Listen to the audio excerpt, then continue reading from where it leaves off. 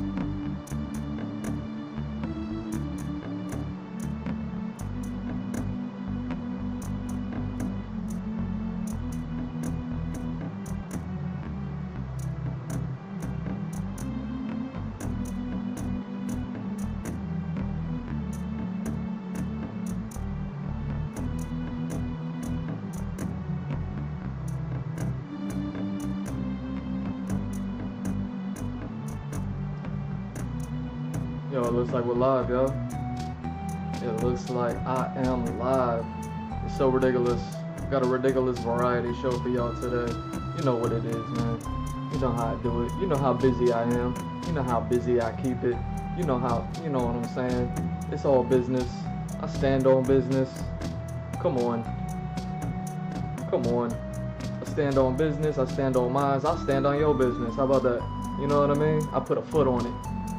Just don't look at my feet. You know what I'm saying? Just don't look at my feet. I put my foot on your business, but don't look at my feet. It's ridiculous.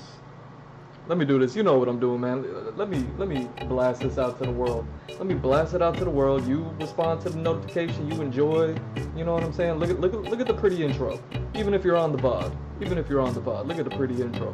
Did you just see that unicorn? Look at that girl right there. Look at that girl.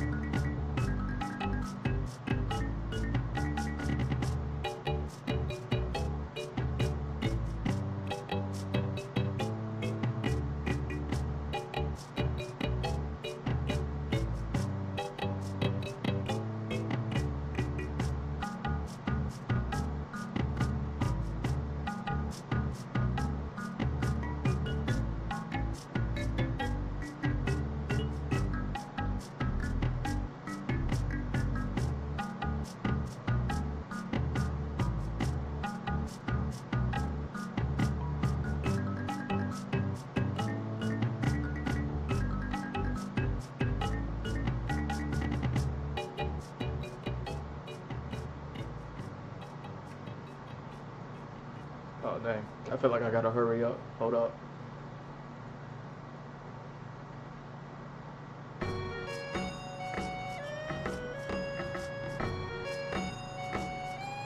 You know what I mean? I feel like I gotta hurry up through this one. Hold on. You know what I mean? I'm blasting it out to the world. Hey, you know what you could be doing? You could be blasting it out to the world too. Follow, like, subscribe, hit that share button. La la la la la. You know what I'm saying? You know what I'm saying.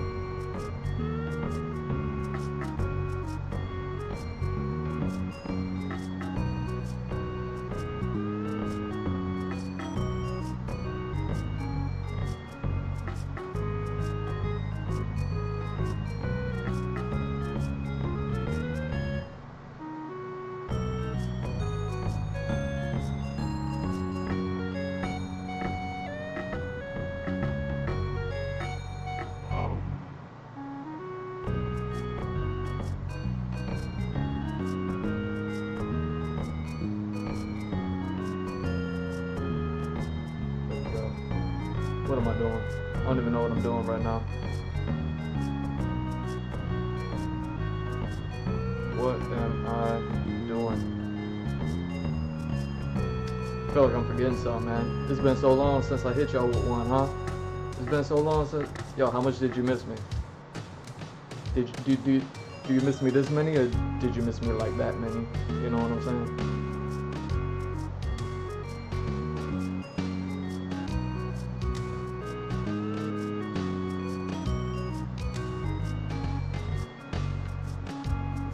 Oh yeah, I gotta do that. I gotta do that.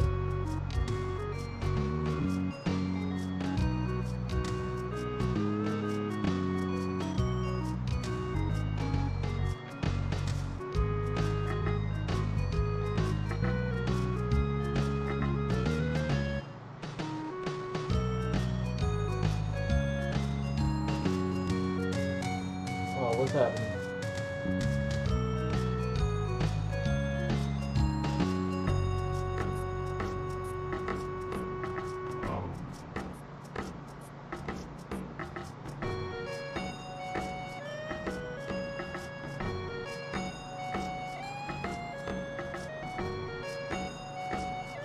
Yo, what is going on?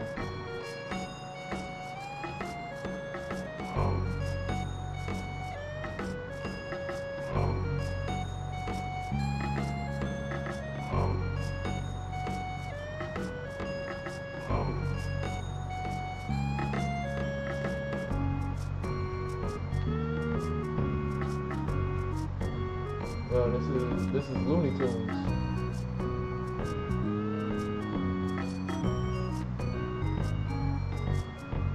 There we go.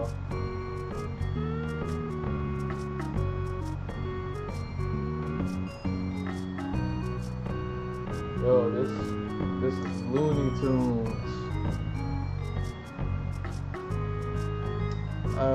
What am I doing? Oh yeah, I'm blasting this out to... Yo, are you blasting this out to the world? Are you blasting this out to the world?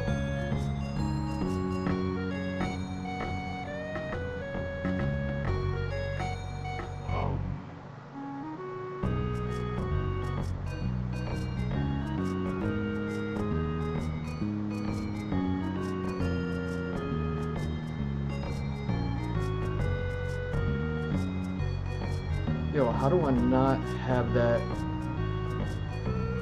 How do I not have that ready? It's ridiculous. It's ridiculous.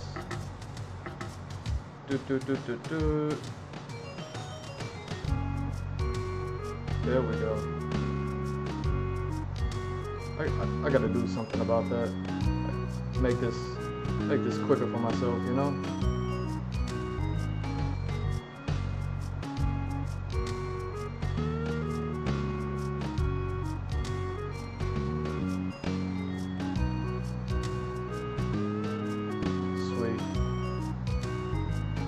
Sweet. What else am I doing? Oh, I'm hitting them all up. I'm hitting them all up. I'm hitting them all up. That's what I'm doing.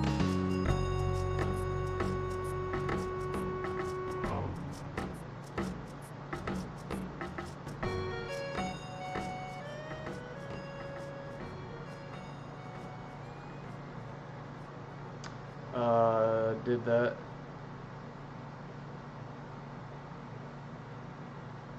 Let's go.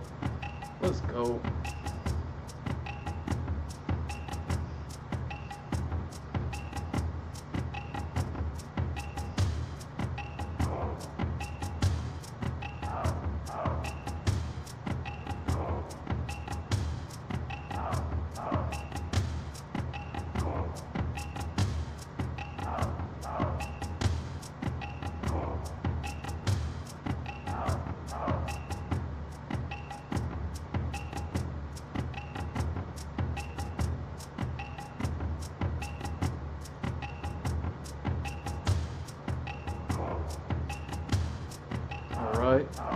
All right.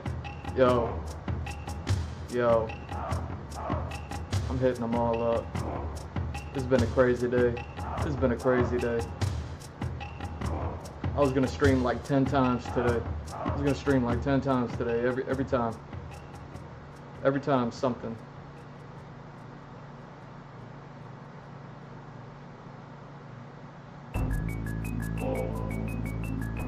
Hey, what are we doing? Yeah, give me that. Give me that.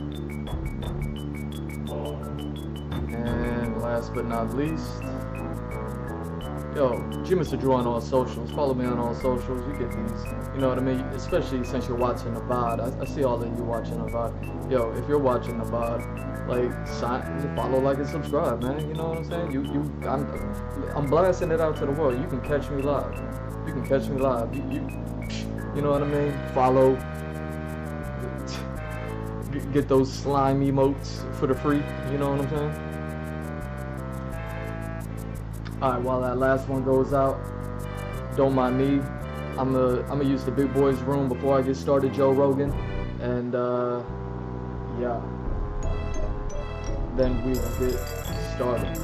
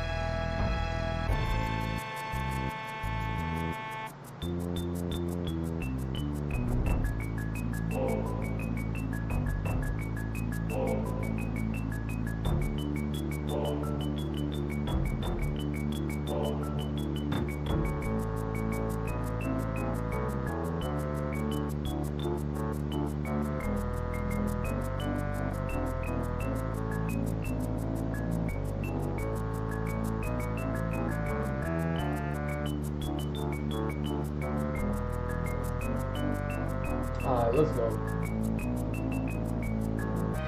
I don't even know if I'm ready. I don't even know if I'm ready.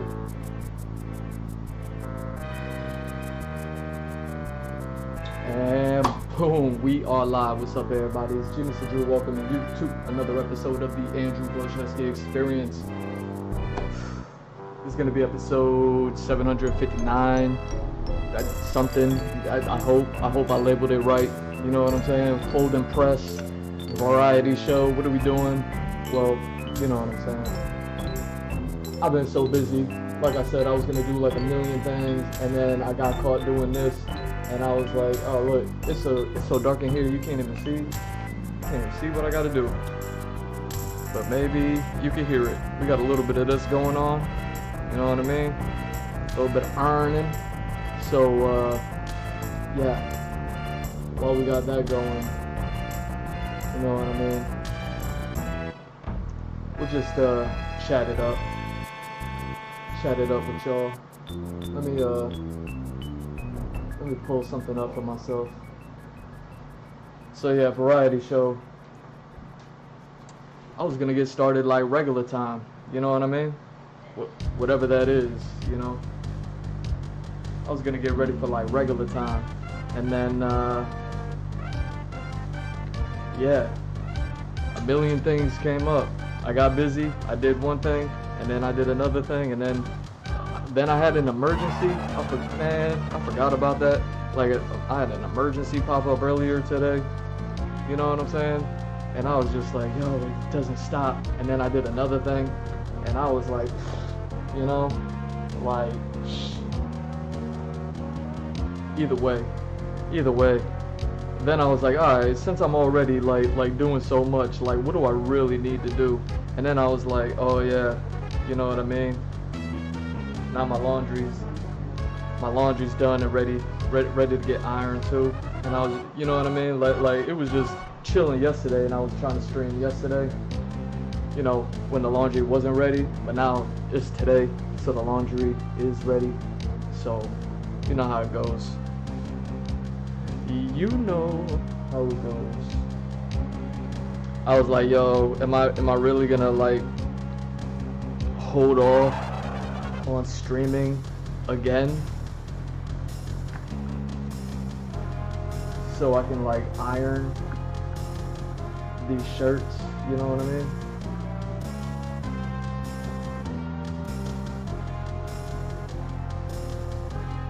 And I was like, oh wait,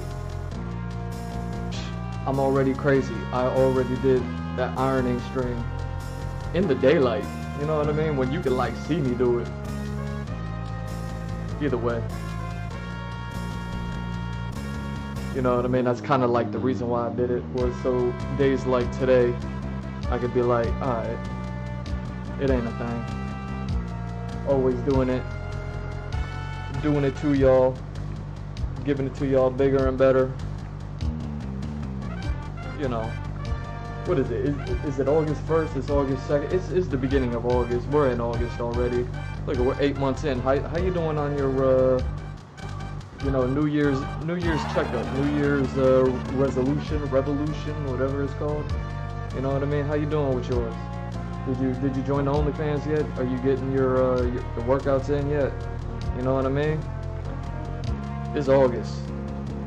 We're entering what, two-thirds into the year? Come on.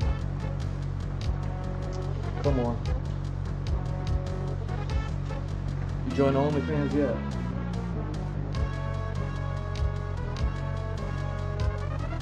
How you doing on that New Year's resolution? You sticking with it? Like, you know what I mean?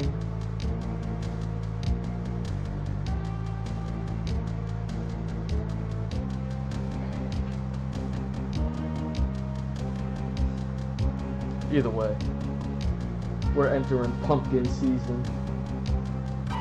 I was starting to wonder, you know, a lot of people always like to, you know, they like the fall season, they like the Halloween coming up, you know, I like all that stuff too, I'm not gonna lie. And you know me, I'm all about like movies, TV shows, all that good stuff, right? And I was just like, what's a good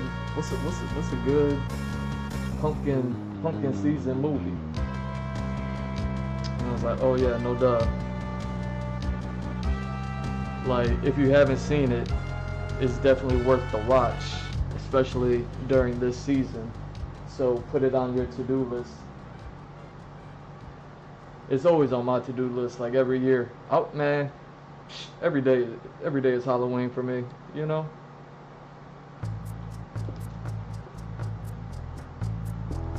So technically I'll put this movie on anytime.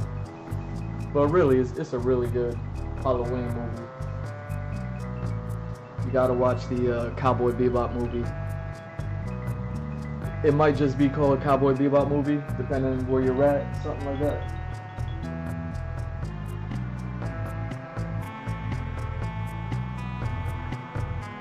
Don't mind me while I hit this teep.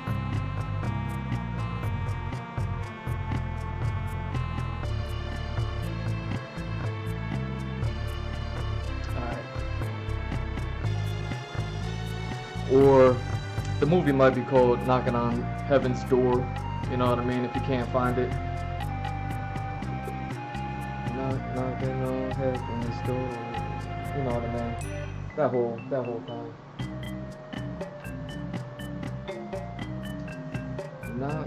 Knocking on.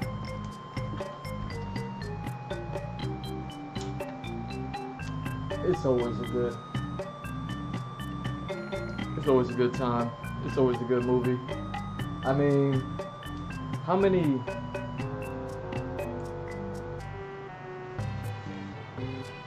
It's like this, you know what I mean? Like, the movie kind of, it doesn't exist within, it's just like a random episode. It just happens to be a movie-length episode, you know?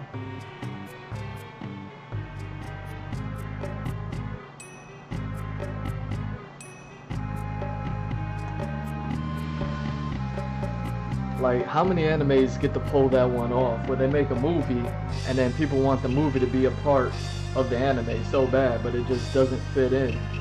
But somehow, some way, Cowboy Bebop figures out ways to be able to, you know what I mean, through their storytelling, through their structure, through, you know what I mean, just how they do stuff. Let me get this next shirt.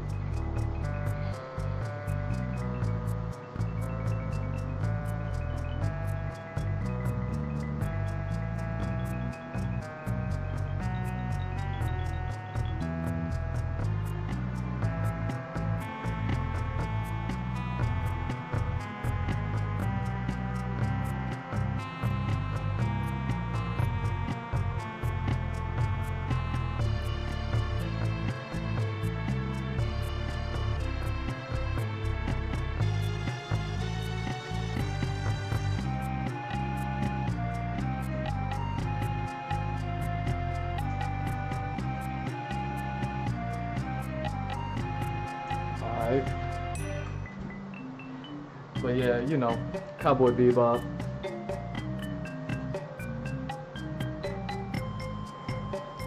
They have a brilliant story structure where it's part monster of the week, part, you know, linear story, you know what I mean, beginning, middle, and end. I thought at this point in my life, when we got like shows that, dang, what's his name? What's the guy that makes Cowboy Bebop?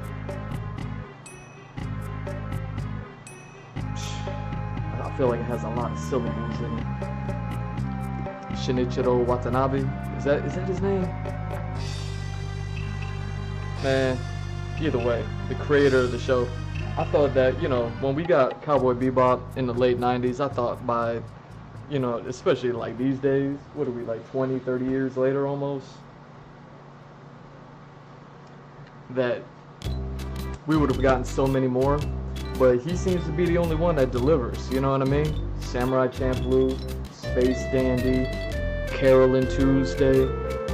I mean, the creator of Michiko to Hatchin', they worked with him on those projects, so they kind of like, you know what I mean, got his story structure down.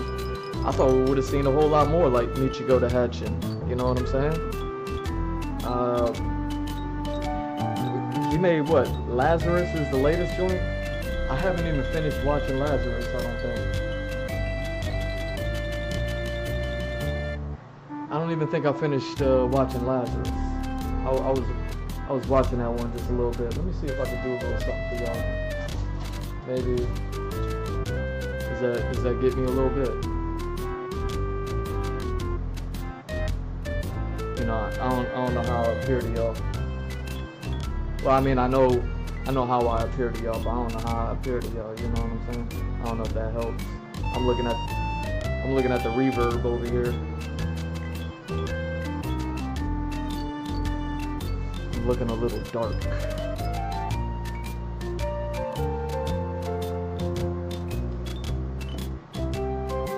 But yeah, I thought we would have got a whole lot more. I thought people would have learned by now to show some appreciation for having a story that has, you know, 26 episodes is not a lot of episodes comparatively, but it's also not a little bit of episodes. It's not something that you could get done in a single day, you know? Well, maybe some people can, but you know what I mean. Like, most people aren't going to be able to get done in a day. 26 episodes, you watch one episode a week, you cover, 6 months out of the year. You know, you respect seasons, things like that. Like, I thought we would have got a whole lot more of that. And then even, I haven't even really like studied the story yet. I've been meaning to. You know what I mean? Years ago I started setting it up to start actually studying the story of Cowboy Bebop and everything about it. Production, all that good stuff, right? But I haven't really done that yet. But I wanted to, you know what I'm saying? Kind of look at it, understand it, break it down, and all sorts of other things. For a multitude of reasons. You know what I mean? I always got ideas, right?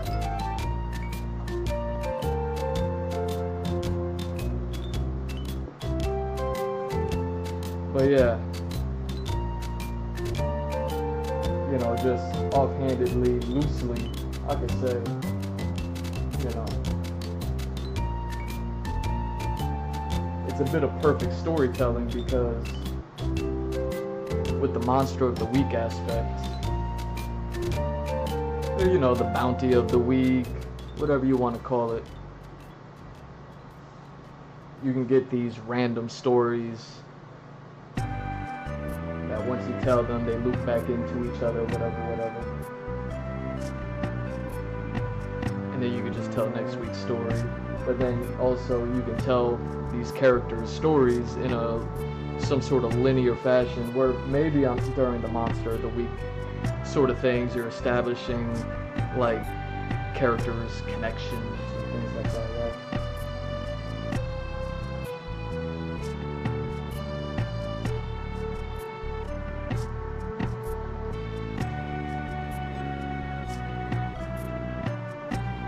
But then only like, I don't know, several episodes out of the 26, you actually give like character story, character progression, things like that.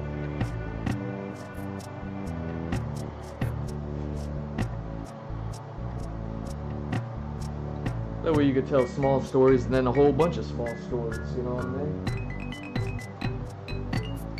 And then those collections of small stories and then like other small stories. There we go, get out of there. You know what I mean? You got one 26 episode show that works really well.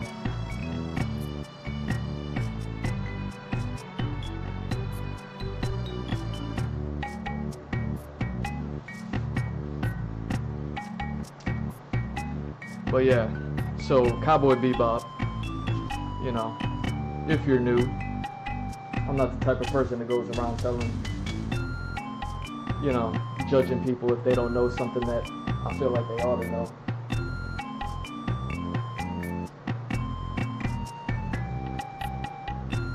You know, I don't mind educating people and bringing them into the fold. But yeah, Cowboy Bebop, the movie, Cowboy Bebop, Knocking on Heaven's Door, whatever you want to call it. It's like just a Monster of the Week type episode, but it's a movie. And I think it's even like more than 90 minutes. It might be like a 2-hour movie. So it's like for animation, it's legit. You know what I mean? And there's none of that funky quality stuff. It's like, it is Cowboy Bebop. It's just an extended episode. Hold on, let me get this next shirt.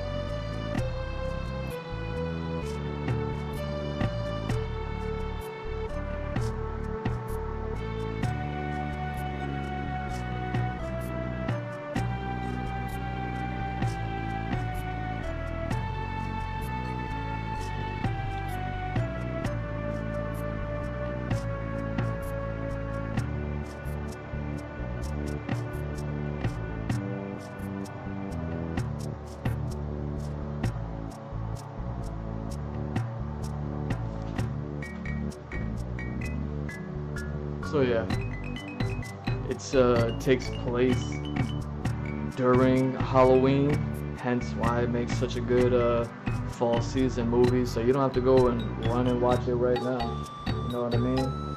Set up a special night, set up a special date, whatever you got going on in your life. You know what I mean? Don't rush to it. Even if you already seen it before, when was the last time you watched it? You know what I'm saying?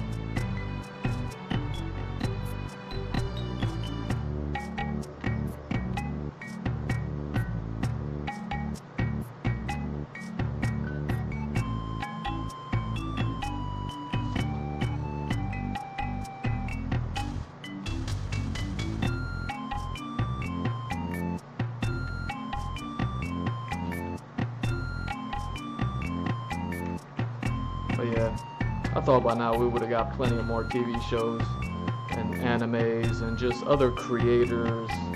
And then, I don't know, I guess the whole streaming model throughout the 13 episode season thing that television had, you know what I mean? Because of the way the television worked. And it was like, you know what? It was kind of cool at the time when it was new. But then, all it did was give people, you know, options to do more new sort of things, where like Netflix was doing what, like 10 episode seasons instead of 13. And it's like, okay, I like the number 10 more than I like the number 13, so I like this. And then people just like, then out of nowhere, like, just started making like however many episodes they can. People would aim for 10 episodes, but then they only landed on like 8 or 9 or something like that. And then you find out like after the show came out and it was terrible, that it was like, oh yeah, they had to make more episodes, but then they were just so bad that they just kind of cut the content out altogether. That you know what I mean? It was like, dang, did you not like plan this out at all as far as like production goes and things like that?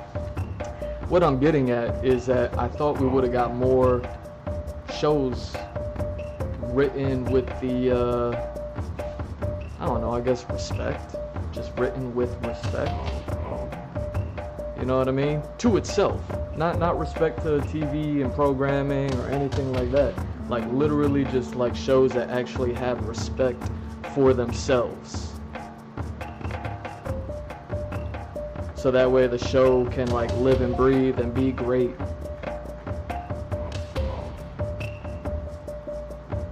But nah, we broke away from the 13 episode season model. We didn't really set up any other model. I mean, I think the only other thing was like 6 episodes for like half a season, since 6 is kind of like half of 13. You know what I mean? And that would be considered like a mini season.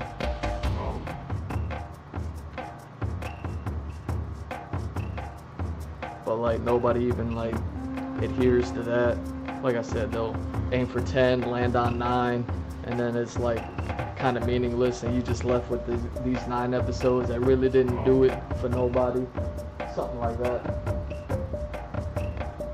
I'm not even talking about any show in particular. I'm just saying that, you know, dealing with a production and things like that, seems like respect, TV shows having respect for itself, meaning the companies and the teams and the leaders and, you know what I mean, directors, producers, like everyone that's running the whole show, everything like that. Like, I'm not really gonna put it on the artists that make it happen, because they just got to do whatever you know, whatever they're told to do, whatever the task is. But like the ones that actually run the shows, you know what I mean? It's like, that's what I mean when I say like when the TV show like respects itself.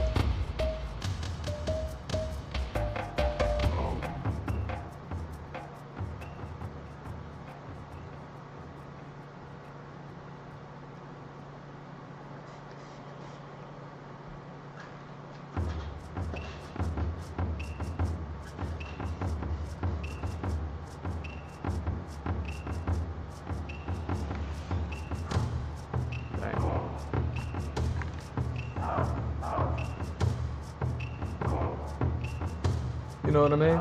It's like, dang, you aim for 10, so what happened? Like, obviously something went wrong with production if you started it, but then didn't finish it accordingly.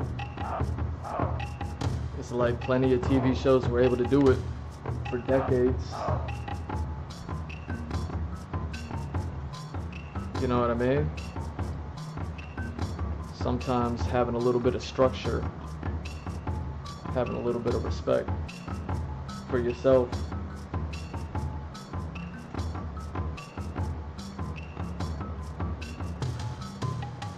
kind of goes a long way.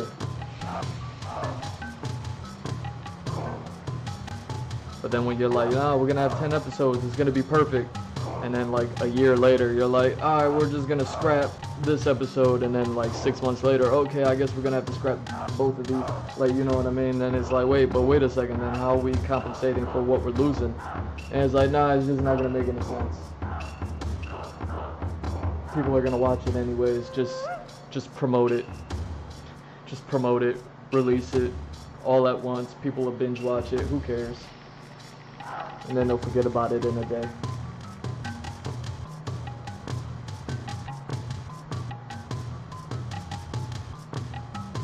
You know what I mean? This is what I mean. Once you lose structure, once you lose and you're just like willy-nilly, like anybody could do anything, like you know what I mean? Like you begin to lose the structure of things.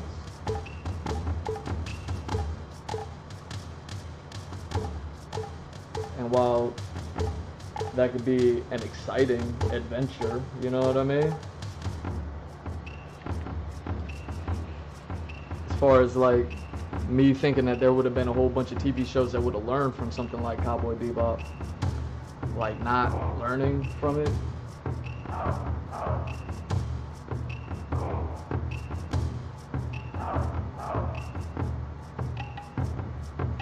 It's kind of crazy.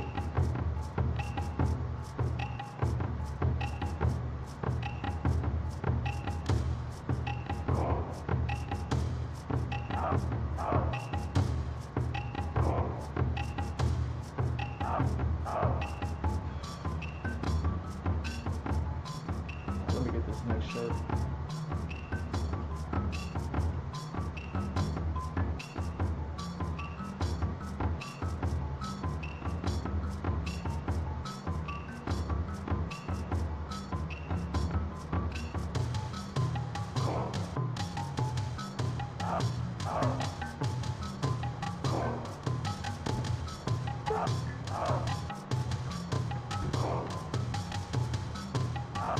Anyways, it's pumpkin season, y'all. You better go watch Cowboy Bebop.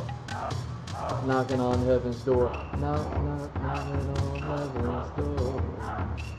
Alright, what else? What else is happening? Yo.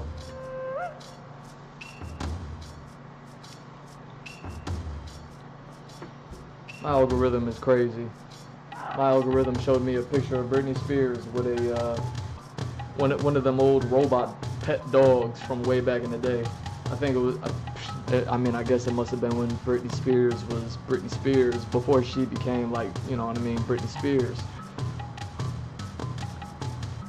Where they used to have this robot dog. I even remember these commercials when I was a kid. Like, I had real dogs growing up. So, you know what I mean? Like, I saw the robot dog, I didn't even care for it. I was just like, I got dogs right here. Like, you know what I mean? But I guess it made sense for people that didn't have dogs, you know what I mean? If you wanted one, you were a kid, like, yo, here, take this little robot dog. I think it had like a battery attached to it, like a leash. I think it had like a remote control or something like that. Like, I don't even know how this pet toy dog worked, if it had like voice command or what. You know what I mean? Like, if it voice command and listened, as far as like sit and lay down and stuff like that. Or if you had to actually like remote control it to do those things. But I was looking at that dog and I'm like looking at like, what, like Boston Dynamics is at the company, Boston Dynamics. They be making all the robots. And I'm just like, oh man, we right there. We're right there. Like, you know what I mean? I'm like, oh dang, here we go. Get over here. Get over here. Line up for me. Line up for me. There we go.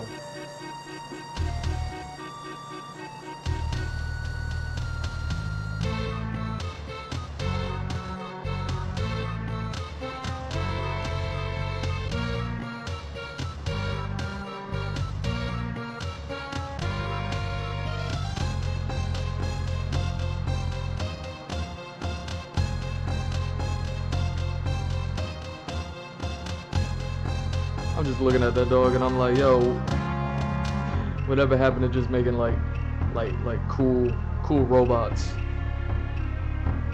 You know what I mean? It's the way that everything goes, I suppose, right? It's like how can we ever expect to get like something cool, like just like a pet dog from a company like Boston Dynamics when they're too busy creating, like, you know what I mean? Them and the rest of the robot companies, like making like machines for the government, machines for war, machines for military, you know what I mean? The drones and everything like that. Like, damn, we can't even get like a cool bird, you know what I mean?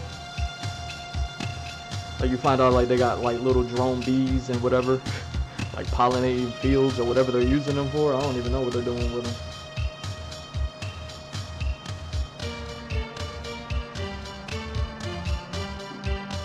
What I'm saying is, way back in the day, we had like these cool ideas for robots that were like good and fun and family friendly and everything. You know, it like put smiles on people's faces.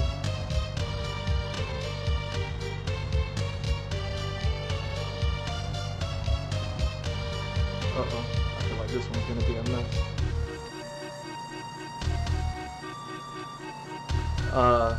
But yeah. I'm like, dang, the robots still look like that little dog toy, but they ain't making like little dog toys no more.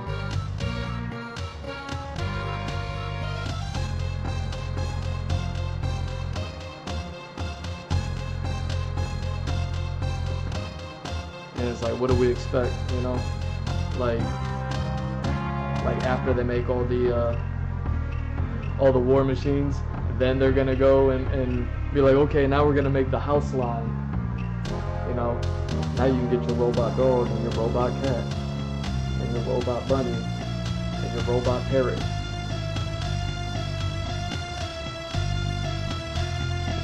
You know what I mean?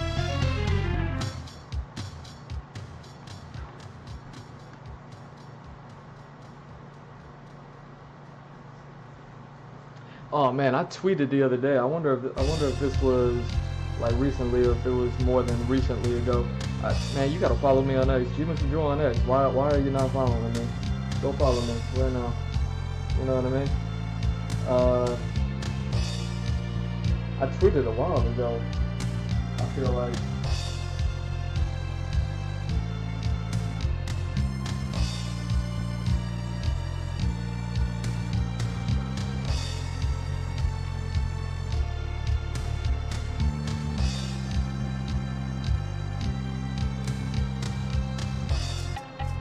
About how like animal, like robot pets could have been like a perfect, oh no, it wasn't robot pets, it was augmented reality, like AR, VR, and hologram technology. I was like, yo, I bet we could use those sort of things to create pets. You know what I mean?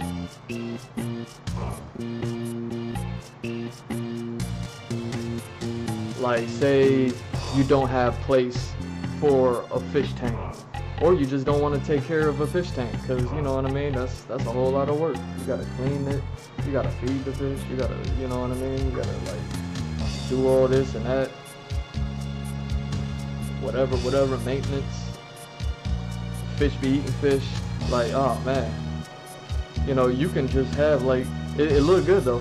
Like, you can have like augmented reality, hologram technology, and just create the fish tank experience in your house.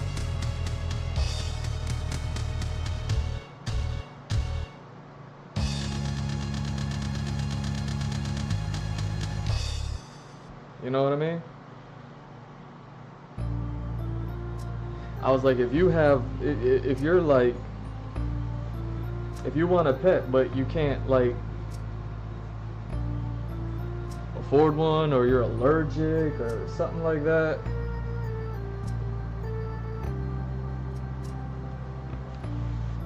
you can get like a hologram pet. I was even thinking, I was like, yo, what could be like an application for something like this? And I tweeted this out like a couple weeks ago. G-Mr. Drawing X, why are you not following me? You know what I mean? Talking about robot pets and stuff. I was like, yo, like, you know when you leave your pet home alone, like what would be better than to have like a hologram companion for your pet, especially if you like lock them up in a cage and stuff like that because they're bad, you know what I mean? And your pet's all locked up in a cage for hours. It's like, yo, you just put like a little thing in the cage and then beam, you know what I mean? Beam me down, Scotty, and then like a little hologram look-alike pet just chills with it. Feels like it's got some company or something, you know, because you got to think, like, we're trying to make all these like people things, like people robots and people AR, people VR, people graphics and all this other stuff. And I was thinking, I was like, yo, we ain't even got the pets right. We don't even got the pets right yet. We've been working on it since that little robot dog in the 90s. We still ain't got it right. It's been like 20, 30 years. We still ain't got it right. Like, you're trying to get the people down, and we're the most complex thing on the planet, you know, right there next to like octopuses,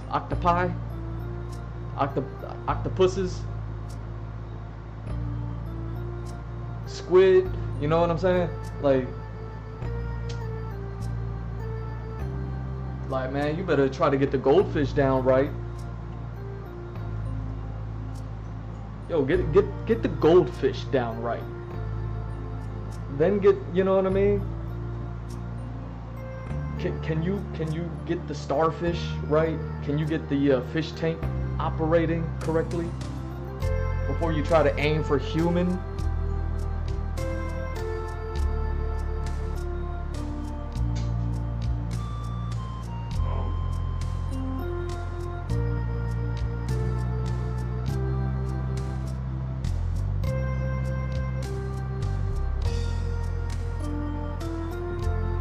Hold my beer, yo, like, if you trying to like really double down on like Darwin's theory, you know what I'm saying? Like, go ahead and follow the evolutionary path and just create things that way. You know what I mean? I think you could skip the single cell organism. I think you could you could skip the water bears. You know what I mean? Like, you could jump directly to, you know, like fish, iguanas, you know, parrots. You know what I'm saying? Start with, you know what I'm saying? Just start with things like that. Whether you believe in it or not, you know what I'm saying? Darwin's theory is like available knowledge. You don't have to believe in it to pursue it. You know what I mean?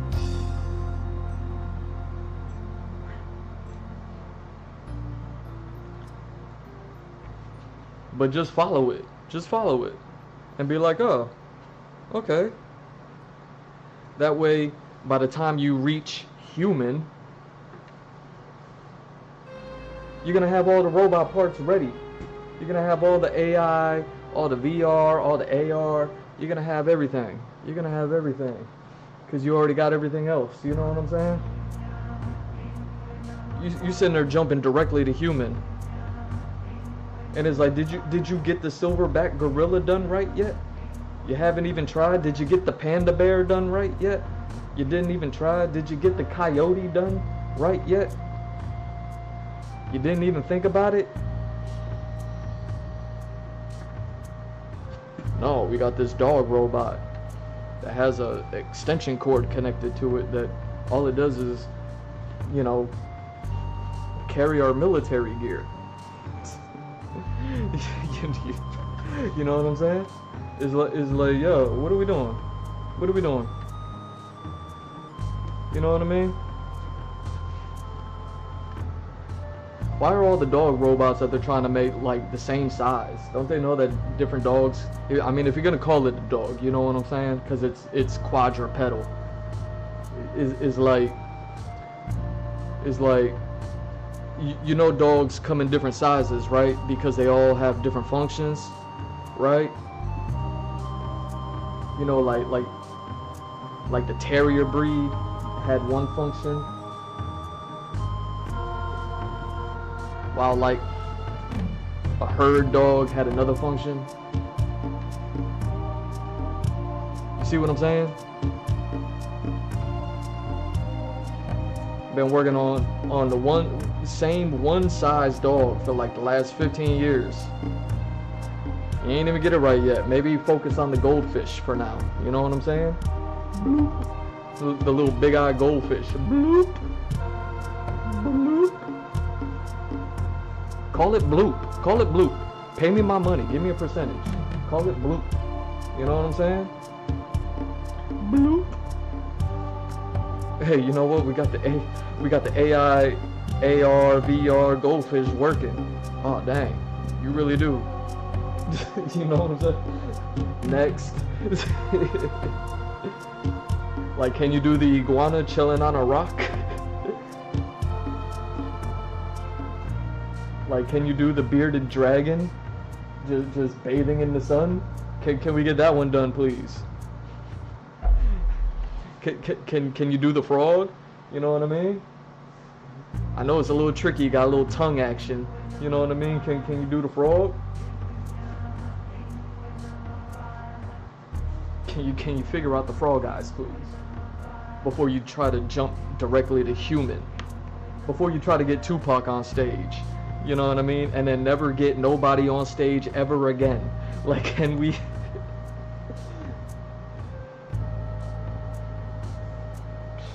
You know what I'm saying? You got Tupac on stage like 15 years ago and can't get like XXX Tentacion to do another concert and pay his family some royalties or something. You know what I mean?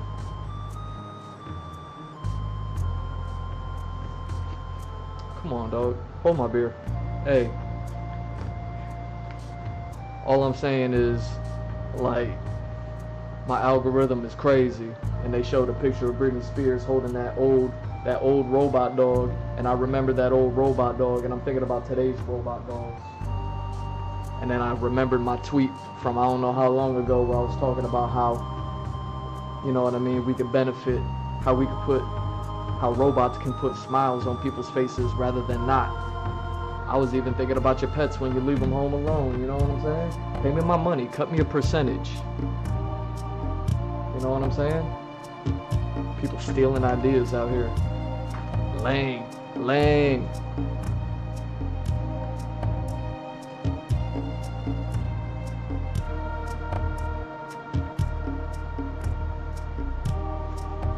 Call it bloop.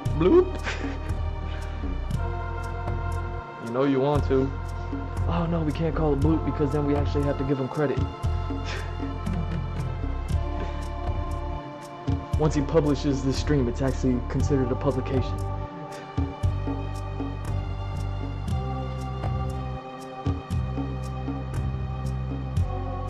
He'll sue us into Bolivian. You know what I'm saying? Let me get the next shit.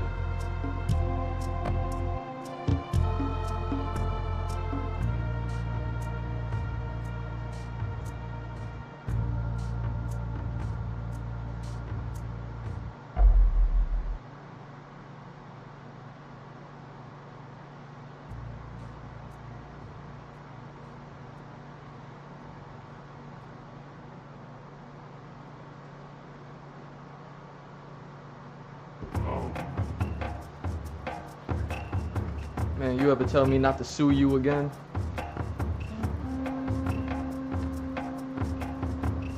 Hey. Alright, what's next? What's next on the docket? What do I got going on? Yo, GMF Drew on all socials. Follow, like, subscribe, all that good stuff. You know what I'm saying? Yo, just pay me my money.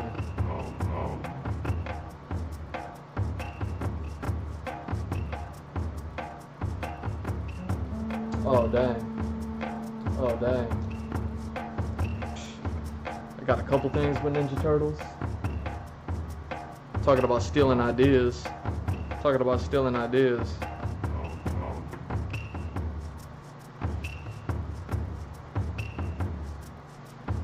Yo, if you're not following me on Twitter, but you're reading my tweets, slap yourself. I'm not promoting violence. You know what I mean? It's just a saying.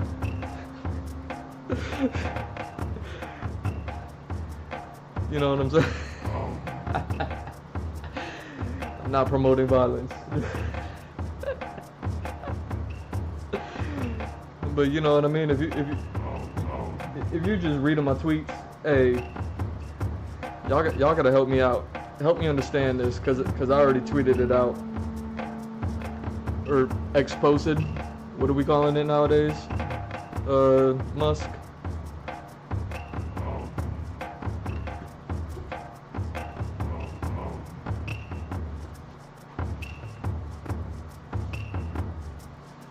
But it's like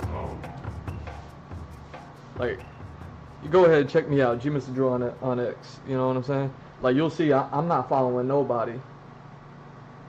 And I got only 2 followers. And I already told you.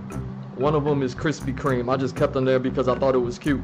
You know what I mean? I'm still waiting for that. I'm still waiting for that sponsorship, Krispy Kreme. You over here following me, reading all my X posts. You better send me some free donuts daily.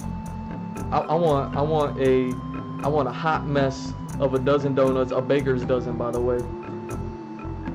Of you know what I mean? Them fresh cracky donuts that Chris Rock told that brilliant joke. You know what I mean?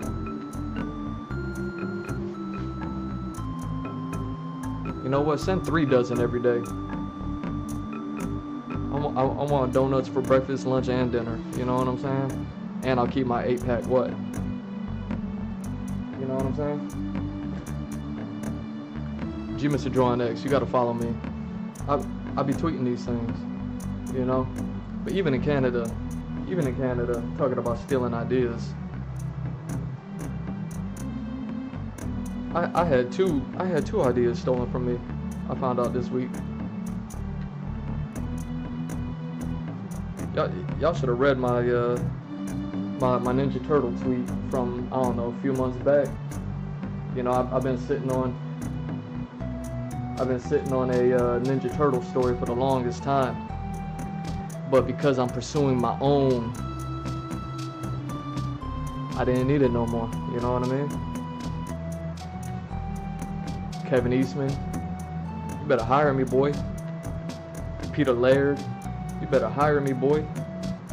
You know what I'm saying? GMF Drew on X. Follow, like, subscribe. Go back, scroll back. Go find my old Ninja Turtle tweets. I probably tweet about Ninja Turtles like weekly. You know what I'm saying? I love them.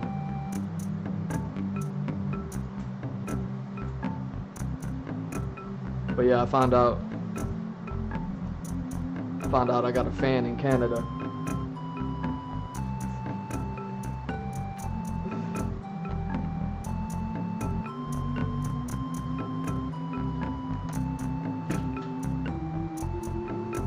I got a fan in Canada that likes my my Ninja Turtle idea.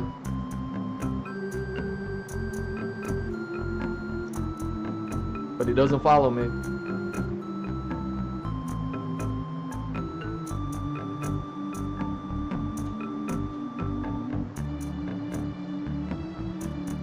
You know what I'm saying?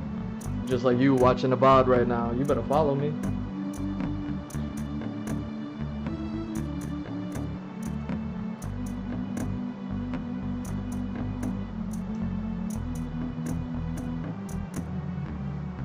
You know, I'll be tweeting all this fly stuff so we can have like a conversation.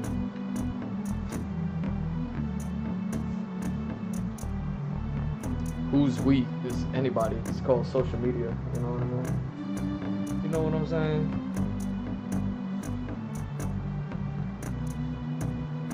So yeah, you in Canada, you like my idea, you should say something. Be like, this is a cool idea. Can I put it in a video? I want to treat your idea like a hip hop honey. You know what I'm saying? I was like, yo, hold on.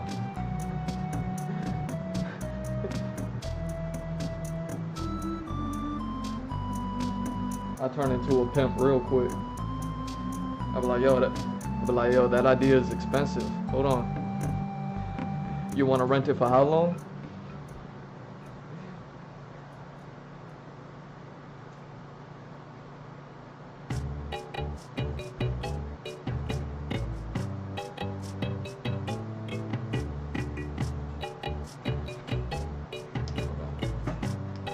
Man.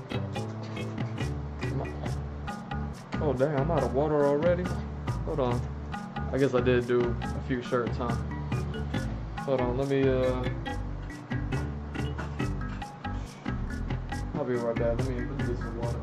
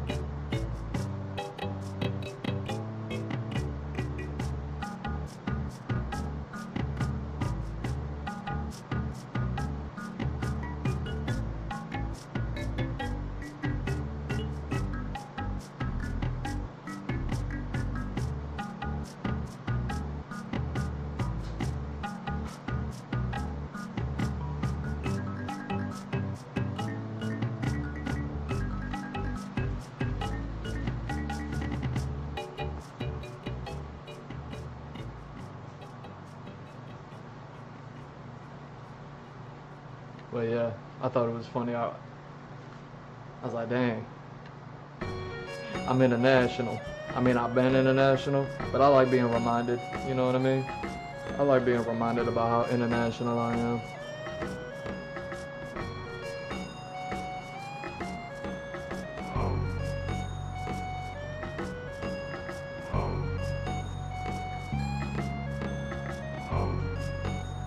International players.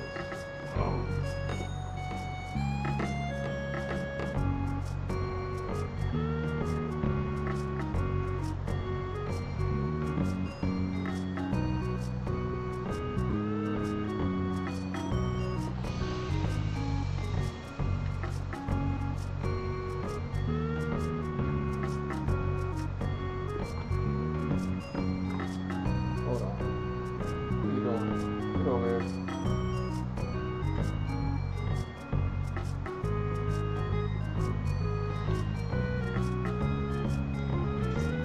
Spaceships don't come equipped with rearview mirrors.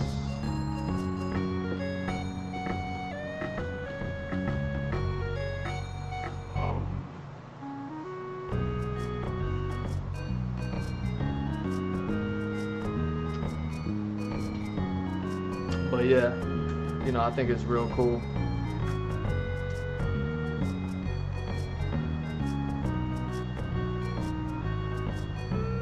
Thinking about Ninja Turtles tweets I made. Like that game that came out a few years ago. I think the same crew is making the Marvel beat 'em up game. They made like a Ninja Turtle beat 'em up game like a few years ago. A couple years ago. I don't know when. But man, that game was so good with it. You know.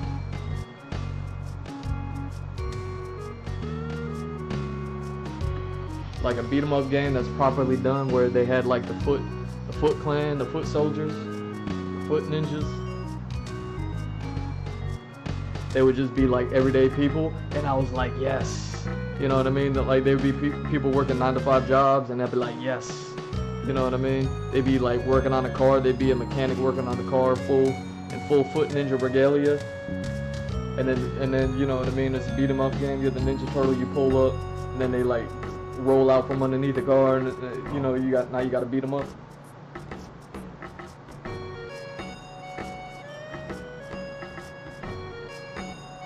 Like that game had it so right, like just making anyone and everyone in any position, any job type, any position societally, you know what I mean? Was a Foot Clan ninja.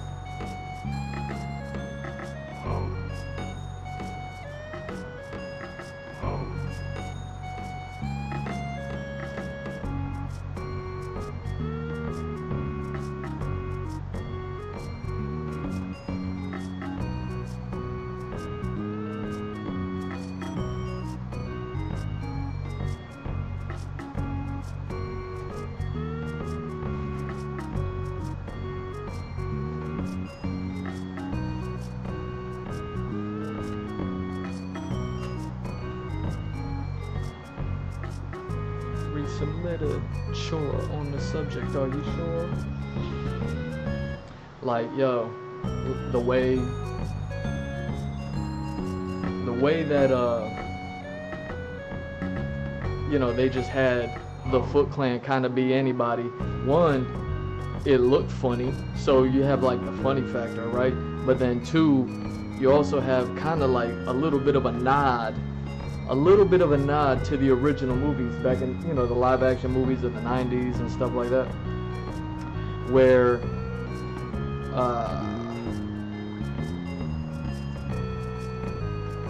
kind of like, it was kind of like orphans and whatever, but it wasn't all orphans. It was kind of like just random people from the city would just meet up at this underground place, and then they were all this Foot Clan, and that was the Foot Soldiers, you know what I mean? And I forget what movie it was. It might have been like the sequel, the second movie or something like that, but it was like a kid who was just like a regular kid or something like that, but then he would like go and meet up with them at the, and it was like it was treated like a club, whatever, right? And it was like ran by Shredder and stuff like that. But what I'm getting at was that it was like anybody could have been a member of the Foot Clan. So the video game, this beat 'em up video game that came out some years ago. I think they're the ones that are making the Marvel game, the Marvel beat 'em up game that's coming out, unless it already came out. I don't know. But yeah, I remember seeing like that game and seeing how they treated the Foot Clan. They didn't like really just come from off screen, come out of nowhere. They would kind of like be anybody and everybody, everyday people, and they would have been, you know what I mean? And then they like oh, it's Ninja Turtles, we gotta get them. You know what I'm saying? I don't know the story of that game. I should probably watch. I should probably watch a thing of that. You know what I mean?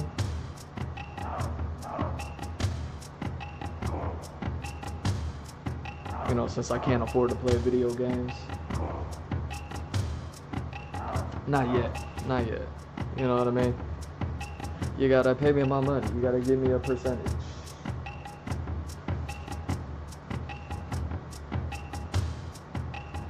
You gotta not steal my ideas. Or at the very least, give me credit that you stole my idea. So that way at least I can get some more followers and be like, oh, he got this idea from over here? Who is he? He's ironing shirts? Get out of here.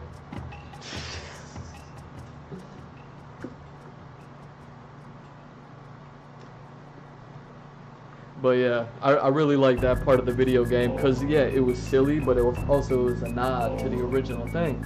Because, you know what I mean, it's like, yo, who are all these Foot Clan people when you got like hundreds of them in the city, and the Ninja Turtles always got to have like Foot Clan people to fight? Then it's like, okay, it kind of makes sense that the Foot Clan would kind of just be anybody within the city, like this little underground club, this little underground gang, you know what I mean?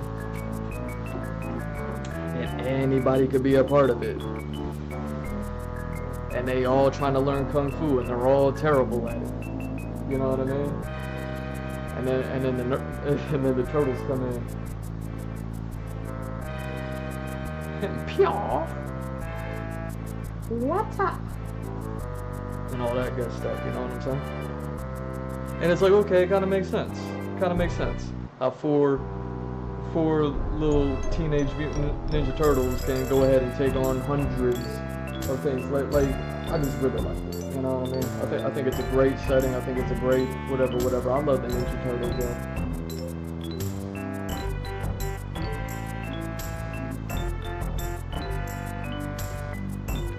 But yeah, who knows? Maybe I'll be the one to go ahead and make my own movie anyway, my own Ninja Turtle movie. Nickelodeon, you better, you know what I'm saying? Stop playing. You better stop playing, Nickelodeon.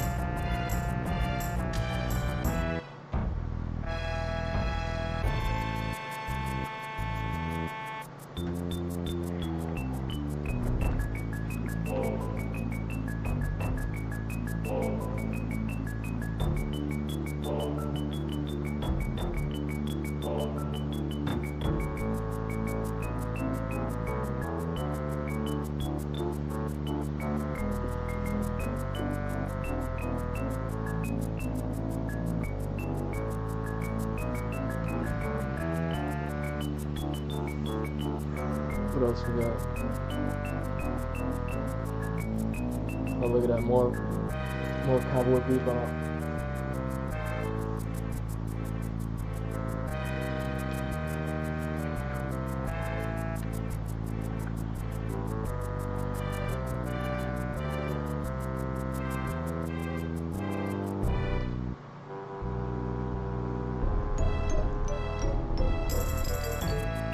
You know what I was thinking about? Well, I'm looking at something I reposted.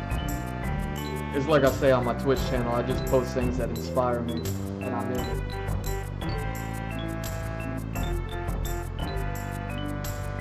Like I'm looking at this 8-bit pixel art of, you know what I mean, the last shot of Spike before he collapses on the steps.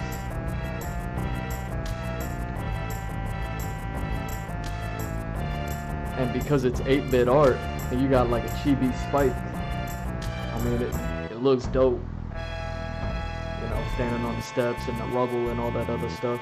The only thing it got me thinking about is like, man, it looked like Legos. And then I was like, yo, did Legos ever partner with Cowboy Bebop? Like, I doubt it. But like, why not? Could you imagine? Like, I kind of want to look it up.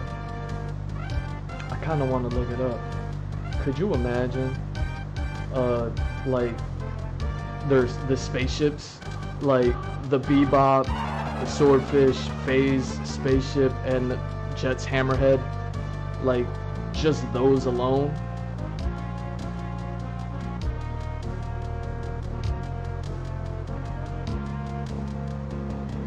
I mean, I guess you can kind of have like maybe Vicious's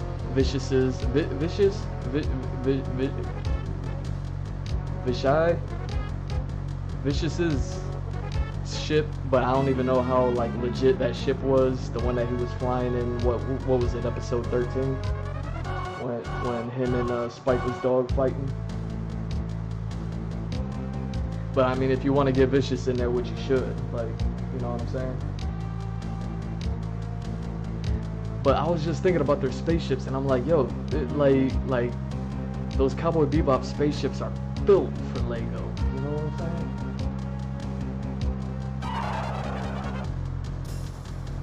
Get the Bebop itself as one of the sets, and then I would say, like, you know how Lego likes to do it, where they have like all the different sizes. So like obviously, like Phase ship and the Swordfish, they would be like the small sets. And you get like a little Faye figure with a little Spike figure. But then you have like the Bebop. You could probably have like the Ed and Ein with the Bebop fig, and then you have the Hammerhead with the Jet figure. You see what I'm saying?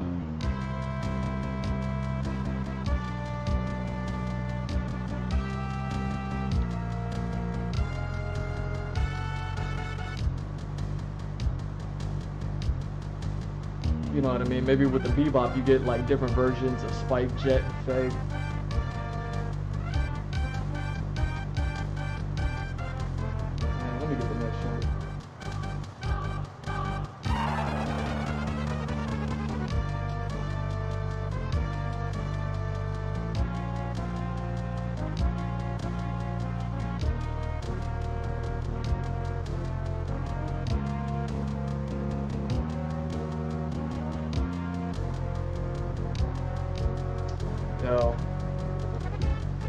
But then I would say like the really big, like obviously the Bebop compared to the Swordfish and Spaceship and the Hammerhead and all that, since it's something like a hangar spaceship cruise ship for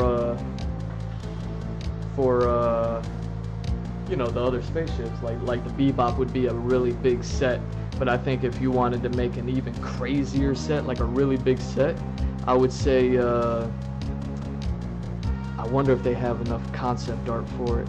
I got the concept art book. I should probably check it out if they do. Maybe that I'll do that after I get done here. You know, it's the variety show. You know what I'm doing. We're gonna maybe do a little bit of video editing, get a video rendering going. I might draw a little bit. You know what I'm saying?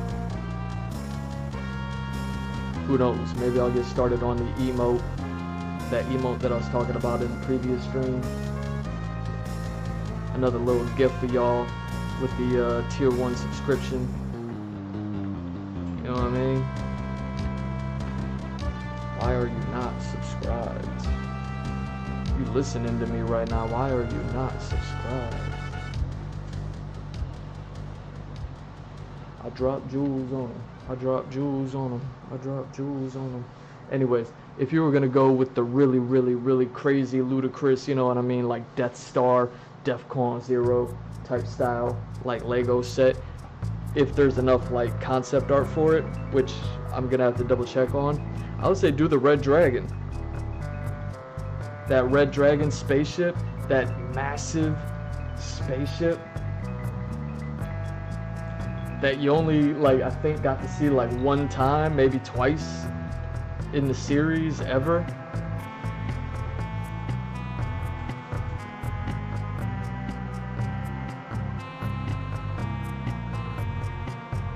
You know what I mean? Treat it like one of those really big Star Wars, you know, Millennium Falcon, but bigger than the, you know, like the Empire ship, whatever those things are called. You know, the really big ones that are the bad guys. They look like pizza slices, and you know what I mean? Stuff like that, like they're really big. You know what I mean? Like, I'm sure the Death Star is so popular, it probably has like multiple versions at different scales. But yeah, I would say like definitely, man, Cowboy Bebop never got a Lego set. Yo, what's wrong with y'all? You know all them kids grew up by now, right? You know all those kids that were kids when they watched Cowboy Bebop in the late 90s. They're adults now. Lego. You know what I mean? Just cut me a percentage. Just cut me a percentage. Pay me my money. You'll thank me later.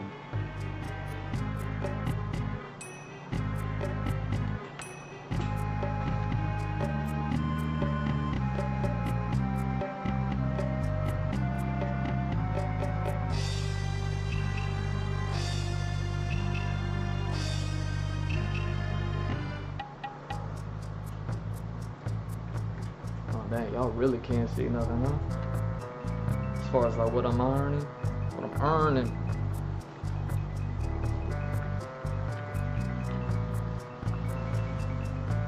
But yeah, I always liked that Red Dragon ship, and we just never got to see it. And I guess if you had to get like a location, I mean, what would be better than that cathedral that Spike fought Vicious at? And what was it? The Folk Blues or whatever it was, the Ballad of Fallen Angels episode. You know what I mean? That whole cathedral. Yo, just get that whole set. You know what I mean?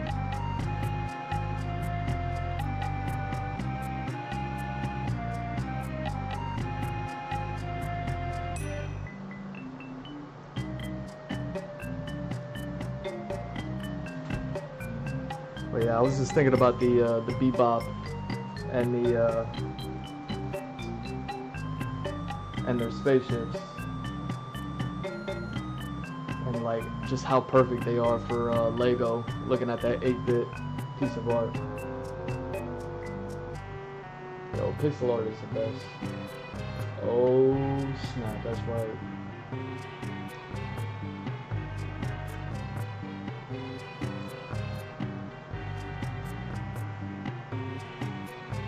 Yo, y'all gotta forgive me. You gotta forgive me. You have no choice but to forgive me, okay? Like, not forgiving me is unacceptable for this thing. You know what I mean? What else I got going on? I finally watched something I'm sure I probably should have watched a long time ago.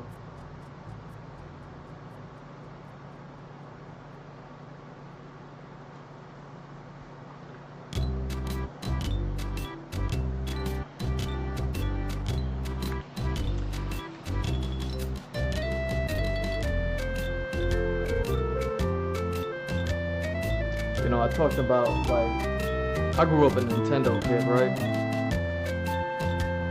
So I'm like Super Mario, right?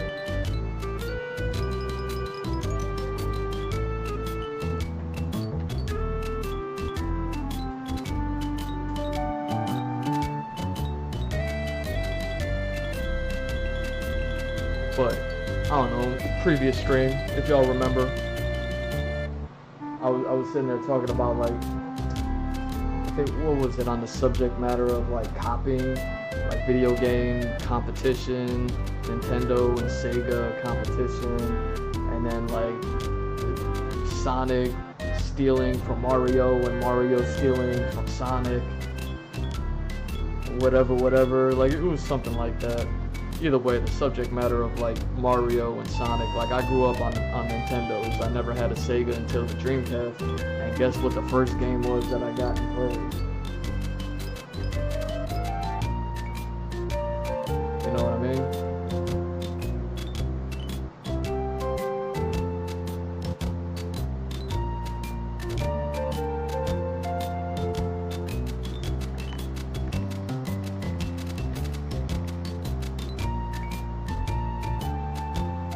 But either way, like, because I grew up on Nintendo, I knew about Sega, but I never had a Sega.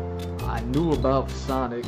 Yo, I was so green when I was young. I was so green.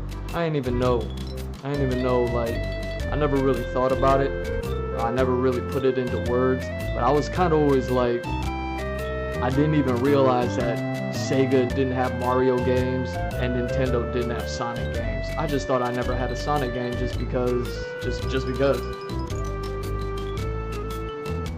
You know what I mean? Like, I never thought about, like, oh wait, how come all those video games I rented, I never rented Sonic growing up? You know what I mean? Like, I don't even know how aware I was of, like, exclusive titles back in the 90s growing up. You know what I mean? Just because I was so green, you know? But, like, Sonic was always cool. I remember the cartoon, you know what I mean? They had the one cartoon where they were always eating chili dogs. It's the reason why I was still, man, you better not give me a chili dog. I will, you know what I mean? Like give me 10. Like, don't, you better not, man.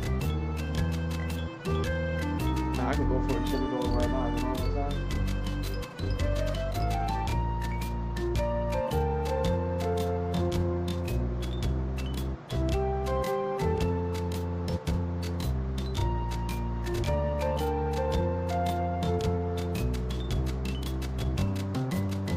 Now I'm all hungry. I should have ate before I came in.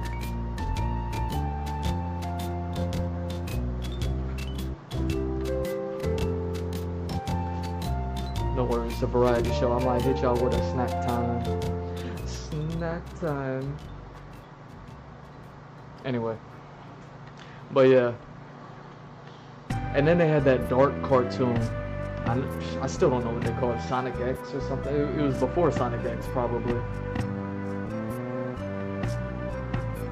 But they had that really dark cartoon. Anyways, I saw a post of one of the Sonic cartoons and it had Metal Sonic in it, and I was just like, oh dang. Metal Sonic was so cool.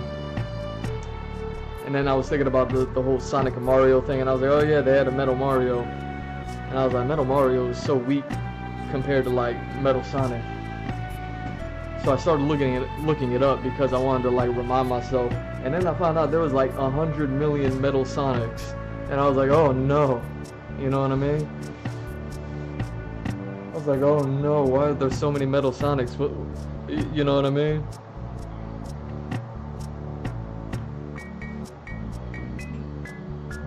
I went down a rabbit hole, yo. I dove into that rabbit hole. Man, I grabbed that rabbit, I picked that rabbit up, I said, come here. You know what I'm saying? Anyway.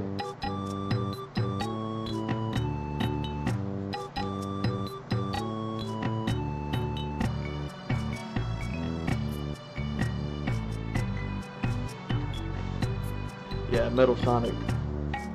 Metal Sonic always goes hard. And then I watched something I probably should have watched a long time ago. You gotta forgive me for this one. You have no choice but, okay?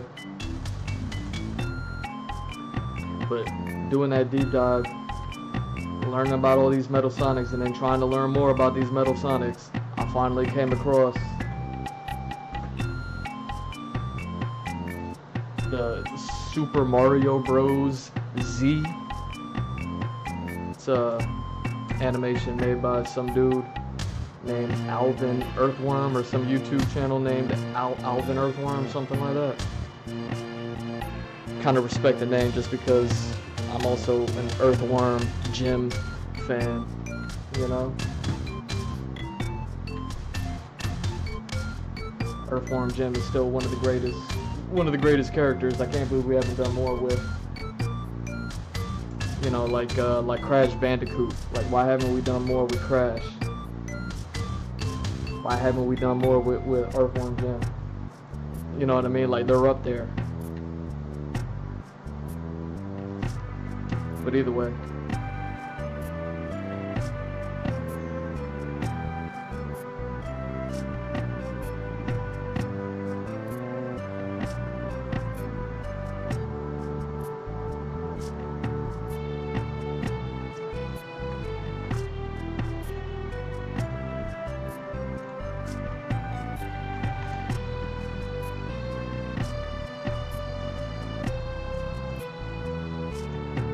Super Mario Bros. Z. Yo, did he ever finish it? Because I was watching it and it didn't have a conclusion. Did Buddy ever finish that? Chat, not chat. Can we drop some chat fillers? What do we got going on?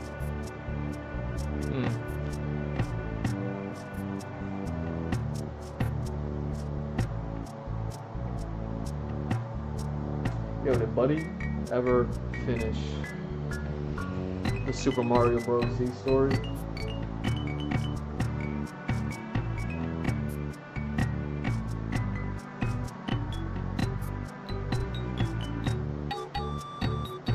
You know what I'm saying?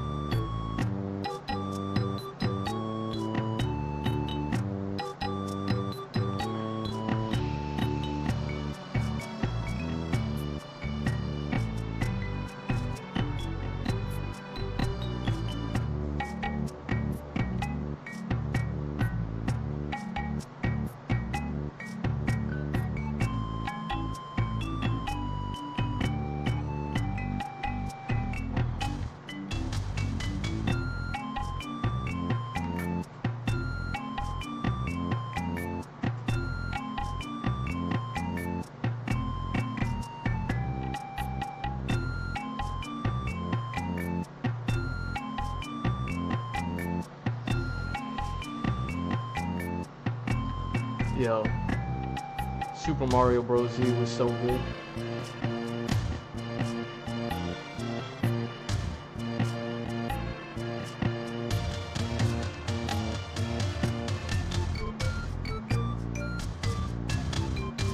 It's amazing. It's amazing what people can make, you know?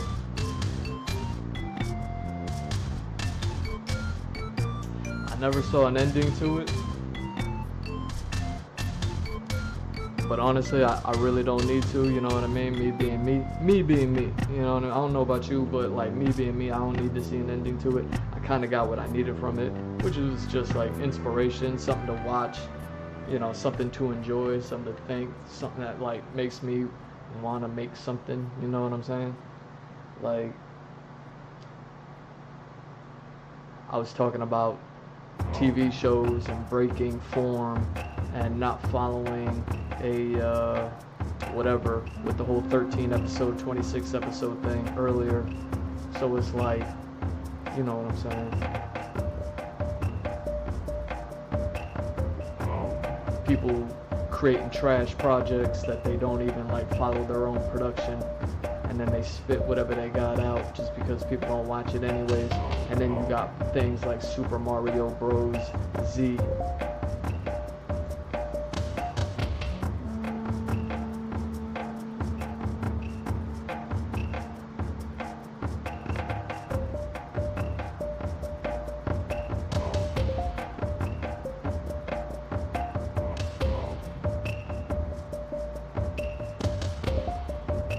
Now, I'm not saying it was perfect. I can go ahead and critique some things, like, you know, but why am I going to pick on the man? It was a little bit more like dialogue than I needed. You know what I mean? I don't have that much time. But it was still fun, you know what I mean? And the fact that there was effort put into a story is, especially, you know what I mean? Like a decent enough story, like a really good story, especially growing up as a Dragon Ball Z fan. A great story. By Dragon Ball Z story standards, you know what I mean?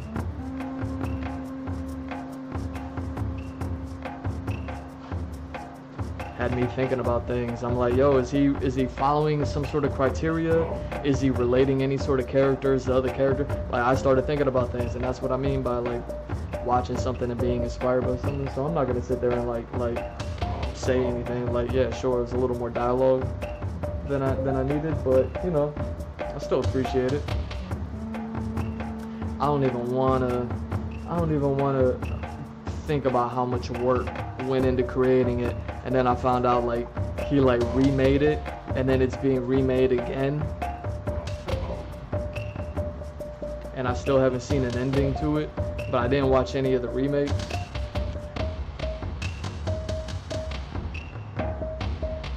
Well, let me fix that. I started off what I thought was like just the real thing, and then it wasn't finished. It like ended after like real quick, and I was like, oh, but I know that there's more because of Metal Sonic. You know, the whole reason why I'm talking about this whole thing, the whole reason why I found it in the first place was because of Metal Sonic. And I was like, nah, I know there's more to this. So then I just looked for more, and then I found the original, and then I went and watched the original, and then yeah, didn't finish either. It got like way further into the story and everything, but man, I do not want to think about how much work went into that. I mean, just writing the script in itself and then having to like actually do all that stuff. You know what I'm saying? It was hours worth of animation. It's crazy.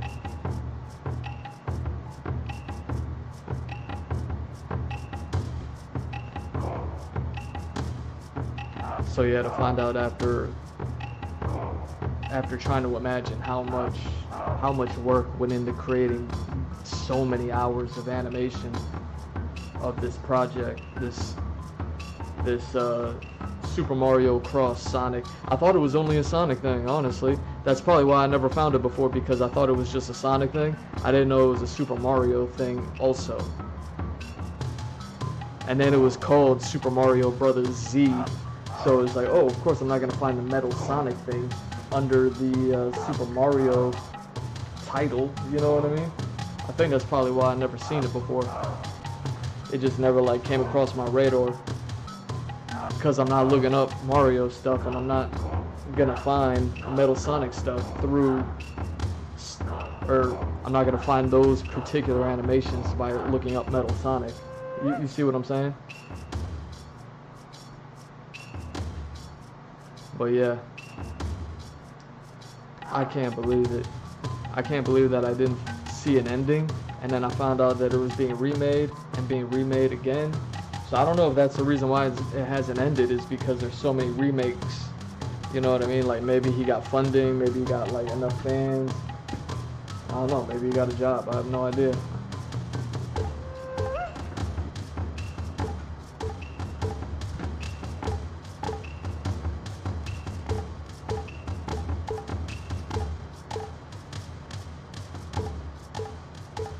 But yeah, I was just thinking about Metal Sonic and Metal Mario and being like, yo, Metal Sonic is goated.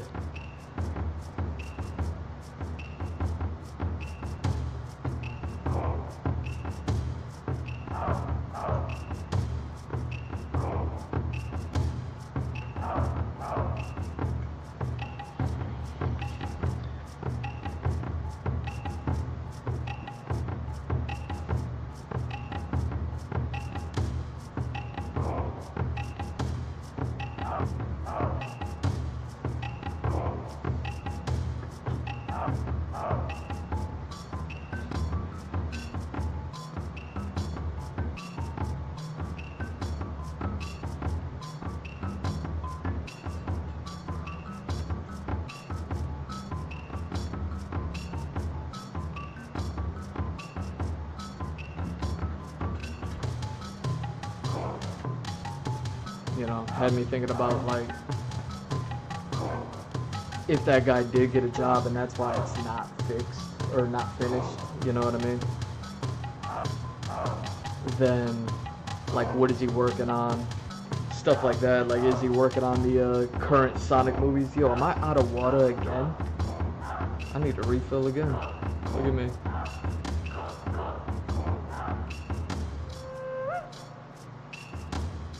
I need to drink some water too.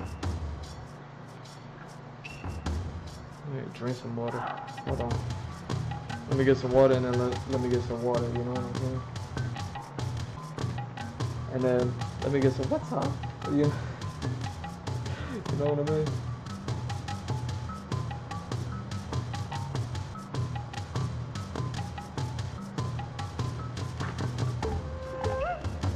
What's up?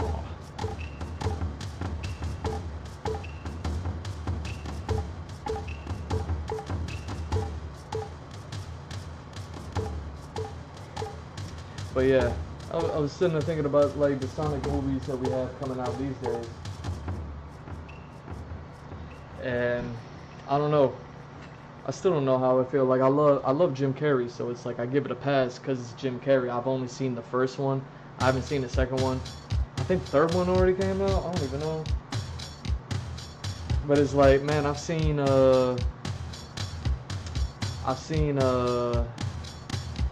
Shadow in the commercials, but I haven't seen any Metal Sonic in the commercials, and I know Metal Sonic came out before Shadow, so I'm like, dang.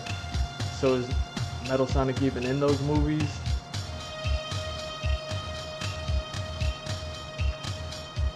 Like after doing that deep dive into all the Metal Sonics out there,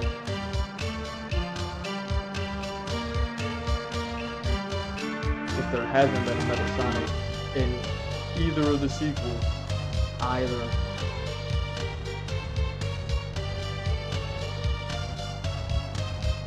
You know what I'm saying?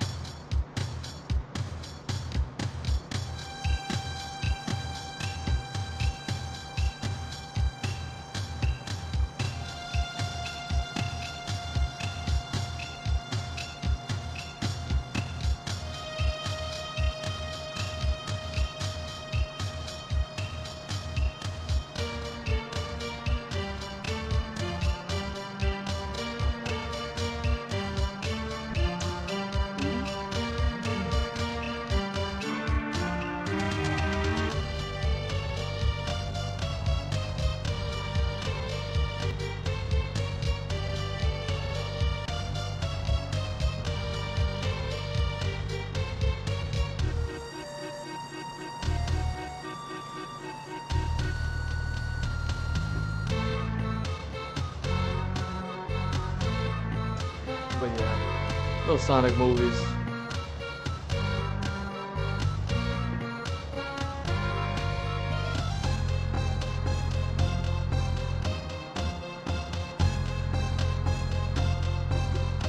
It's like, man, I think I told somebody this week, I was like, yo, you need to go check out the Spawn movie, you know what I mean? They're talking about superhero movies and da-da-da-da-da, right? There's like a million of them now. So you gotta go back, you gotta watch the that old Spawn movie with John Leguizamo. I only bring that up because the way that they were able to transform John Leguizamo, you know what I mean? The way that they were able to transform John Leguizamo into the Violator.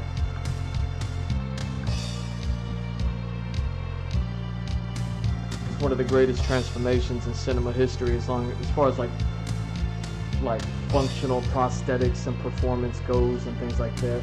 Like, it's like,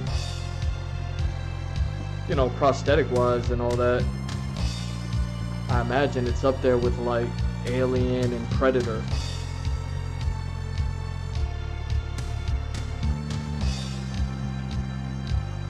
You know what I mean? So if you haven't watched the old Spawn movie with Michael Jai White, yo, don't hurt me, bro. You know what I'm saying?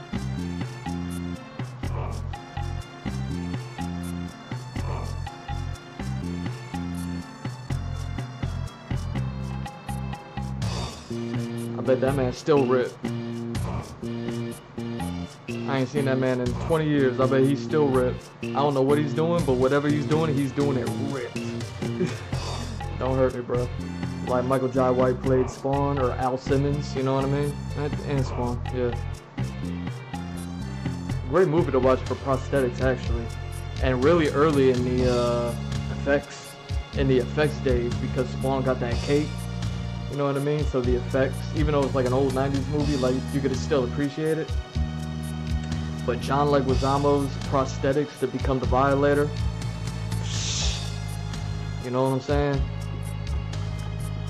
After you watch Cowboy Bebop knocking on heaven's door, go ahead and watch Spawn. You know, it's a good pumpkin season movie, maybe, perhaps. I think, you know what I mean?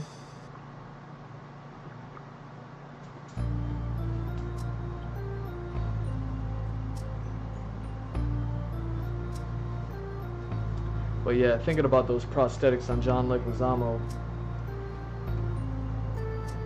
and then thinking about how, thinking about all the prosthetics that they had on Jim Carrey when he played the Grinch.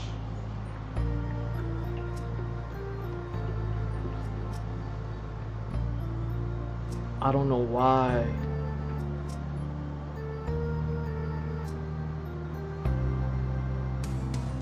Well, one, the world, you know what I mean? Like the environment, the world, like the actual setting of the movie and the filming of it and everything like that. It doesn't look anything like the Sonic video games. Like, it's just the real world. Like, who cares, right? You know what I'm saying? Like, they weren't even clever with it. Like, I only seen the first movie, so I could only talk about, like, I guess the Green Zone, I think, maybe, perhaps, if they even called it right, if I'm even recalling it correctly. Either way, I just know I wasn't impressed with the live action decision and execution.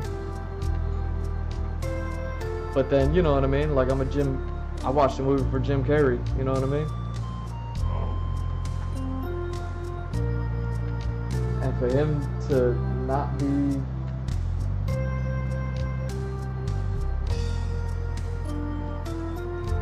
be Dr. Robotnik at all. But you know what I mean? Like, they took the route of like, well, he's becoming Dr. Robotnik. He's going to turn in, and it's like, no. Just give me Dr. Robotnik. It's Jim Carrey. Like he's already there. Just prosthetic him up like John Leguizamo in the Spawn movie. Just You know what I mean? Throw the fat suit on him, and then throw a fatter suit on him, and then let him walk around with stick legs. You know, I remember I watched a playthrough of Sonic 2, I think it was, like a while back, and I remember one of the best things I ever saw. One of the craziest things I ever saw. I think it was in Sonic 2. They up in the space station. Final boss status. He just beat Metal Sonic, and I might have even played it, to be honest with you. I don't even know, man. But I'm trying to think of like the first time I saw it was after you beat Metal Sonic, something like that. You getting ready to fight Dr. Robotnik at the end in the space station out in outer space, and then he's running from you, and it's a cutscene, so you're not like actually chasing him. It's like a cutscene after you beat Metal Sonic, and Sonic is chasing Dr. Robotnik, but Dr. Robotnik for some reason is able to outrun Sonic. It doesn't make any sense. I'm not complaining about it. I just want to point out when that scene happens. You know what I'm talking about if you're a Sonic fan. Like the way that Robotnik is like Naruto running, ninja running with his arms backwards like that, and like running with his stick legs, and he's all, you know what I mean, fat suit with the fat suit on top of the fat suit. I was like, Jim Carrey can do that all day.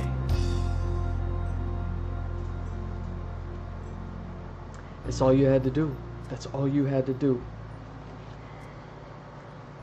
I don't think we're anywhere near a space station in those movies. I don't know, maybe we are. How impressive is it though with that real world aesthetic decision to film it in, you know what I mean?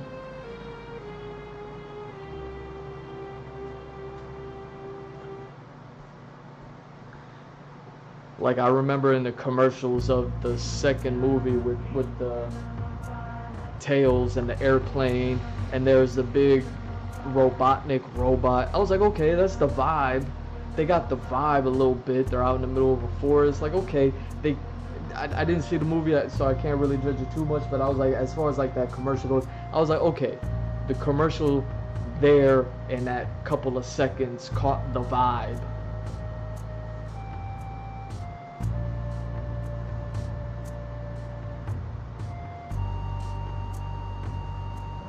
But I mean, if it's Knuckles and we're not in like the Knuckles zone, maybe they are. I have no idea, like I said. But it's shot like real world style, so it's really weird.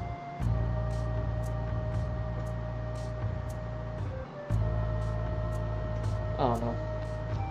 I definitely need to watch it, but if the reason why I'm watching it is for Jim Carrey, and Jim Carrey is playing Dr. Robotnik, so I'm watching it for Dr. Robotnik, and he's not Dr. Robotniking because he's essentially like anywhere and everywhere you go in the Sonic games, Dr. Robotnik is him. Like he took over everything, everywhere, all the time. He's the monster of the week, every week, regardless of anything.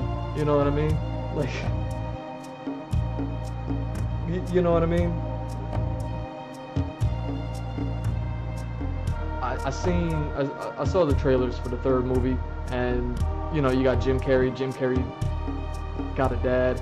I have a theory. Since I haven't watched the movie and the movie's out, I can go ahead and say my theory. Is his dad just a projection in his brain? Like, is his brain just imagining his own dad? You know what I mean? Like does Dr. Robotnik actually have a dad, and do the two of them actually team up? Or is Dr. Robotnik by the third movie just gotten so crazy, Jim Carrey's character just gotten so crazy that he just made up his own like dad figure, and that's who he partners and teams up with in the movie? Something like that. Like, I got a theory. I was just looking at it and I was just like, you know what I mean? Like, I was like, like they did Dr. Robotnik so dirty in those movies. The perfect hire, poor execution, and not even on Jim Carrey's fault. You know what I mean? movie one, he should have had a fat suit on top of a fat suit with the like he should have been John Leguizamo'd up in Spawn, you know. And we're talking about Spawn is like a 20-30-year-old movie, so prosthetics, we could do it. Jim Carrey functioned in prosthetics in Grinch, like you see what I'm saying. You see what I'm saying.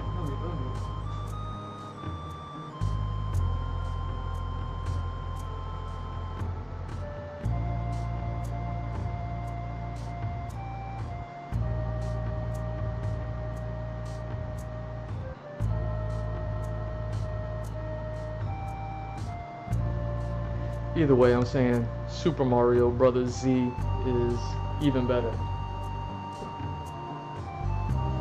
Even better than the Sonic movies.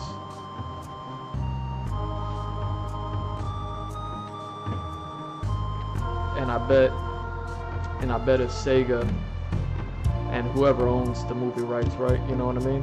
Like hired the guy who created Super Mario Bros. Z to go ahead and create a Sonic movie, that they could probably create something that's like, you know what I mean?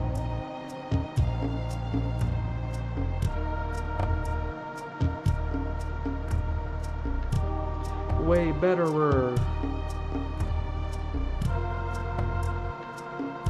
And then I'll throw them bonus points if they get like Jim Carrey all the way prosthetic up like John Leguizamo as the Violator, for Jim Carrey to play the Dr. Robotnik after that.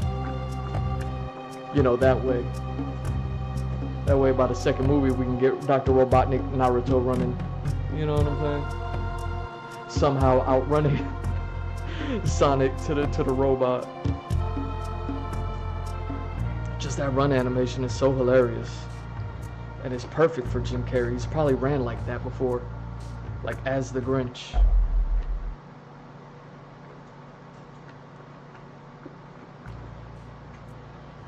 Anyway, Metal Sonic, way better than Metal Mario.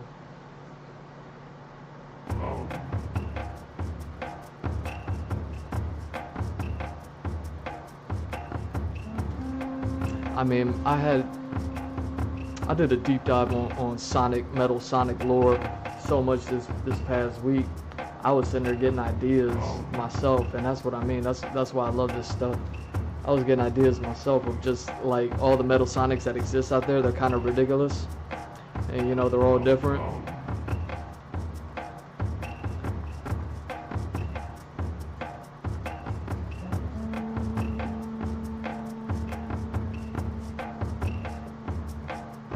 And what is it? The Metal Sonic and Mecha Sonic Mark II, or is it Metal Sonic Mark II? Either way, two of them are my favorites.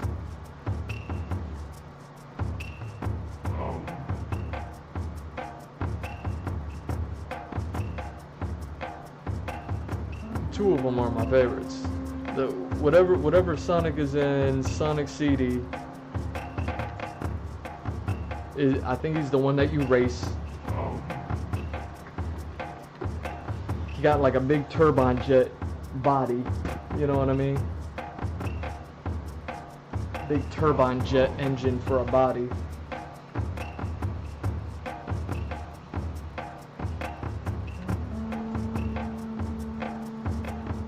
Like that Metal Sonic is super dope.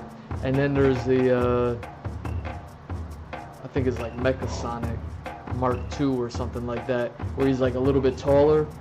Like all the Sonic characters are like this height, except for Robotnik is taller, but then all the Sonic characters are this height. And then there's the Metal Sonic, one of the Mecha Sonics that are like, it just stands a head above all the Sonic characters. The one that's slightly taller, you know what I mean? That one is beast. That one is beast. Like that's the one I always think about.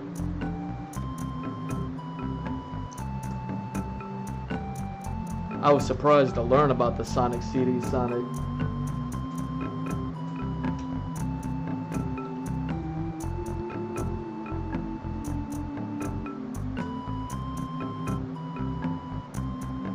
and being like, oh, okay, that must have been the one that I kind of always knew about but never really thought about, because I always think about the taller one, and I always think that the taller one is like the final version just because it's like the bigger robot, you know what I mean? And then I did all the lore deep diving and stuff, and I was just like, oh dang, none of them got nothing to do with nobody. Like, it's a crazy story. Anyway, I got into that whole mess. Had me thinking about all sorts of crazy ideas because of all the Metal Sonics, and I was like, man, if I was to make a movie, what would it do? If I was to tell a story, how would I tell it? You know what I mean? Like, we got the chili dog cartoon, make me want to eat chili dogs all day, and then we got the dark cartoon that's all like extra dark, and you know what I mean? Like Sonic got that hot girlfriend in there looking like Nala, and then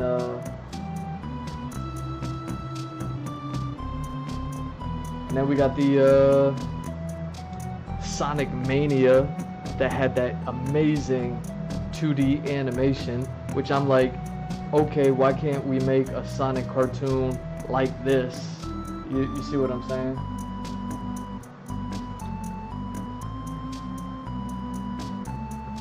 Like, why can't we just have that quality, that character design, that style?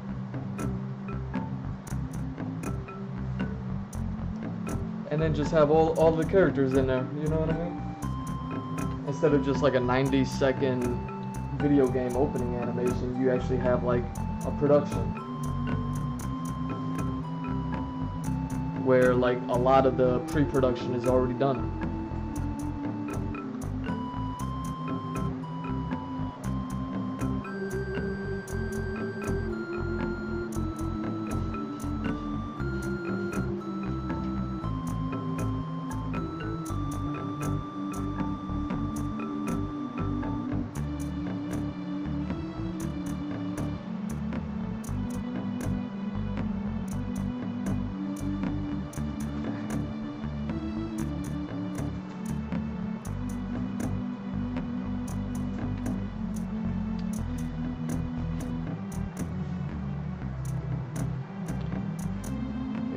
Like, they put how much money into making the live action joints, and then they had to remake the first movie, all that CG, all that character, whatever, just because he was looking so bummy in the first movie. You know what I mean? That they had to remake his character, redesign and all that stuff. Like, how much money went into that? And we can't have like a decent 2D animation joint that's more than just a 90-second video game opening. We can't just take that work and then expound on it, you know what I mean?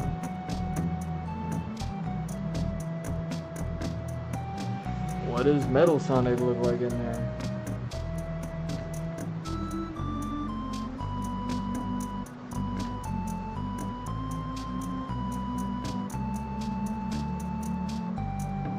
But yeah, man.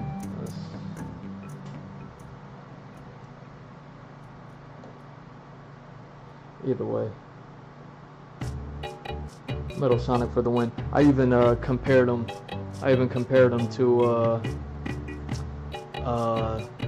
the T800 and the T1000, like how Metal Mario looks like the T1000, just like some silky, smooth metal joint, and then Metal Sonic looks like the T800. And I'm like, yeah, the T800 wins. You know what I'm saying?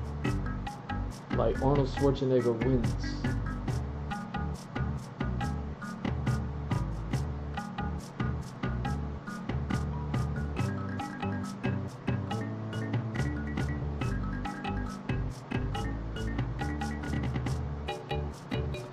Dang, I tweeted about Bacardi and Cola. Get out of here. Get out of here. I lost my mind. I haven't talked about Bacardi and Cola in a hot minute on my live stream anyways. No, I'm not talking about the drink Bacardi and Cola. I'm talking about the commercials for the drink Bacardi and Cola. You want to talk about good cinema. You want to talk about good commercials. Oh, dang. Didn't the commercial come out this week that was like super, I'll get to that soon enough.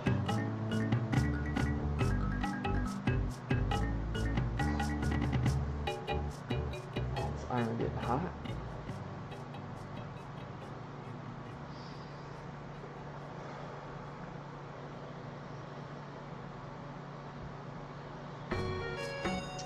Wait, is this the,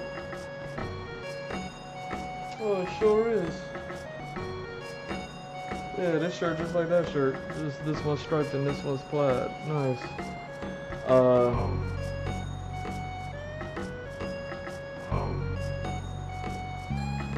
Bacardi and Cola. You want to watch some good commercials? Hey, commercials. Y'all could learn something from Bacardi and Cola commercials. From what was it, like the early 2000s? Bacardi and Cola. Bacardi and Cola. Yo, the fact those guys not getting a good TV show is a crime. Like how they didn't get like a nice 6-episode, like a little mini series. You know what I mean? For us to enjoy. You gotta look up Bacardi and Cola commercials. I think it's like the early 2000s. Some of the best commercials. There's like 6 of them maybe.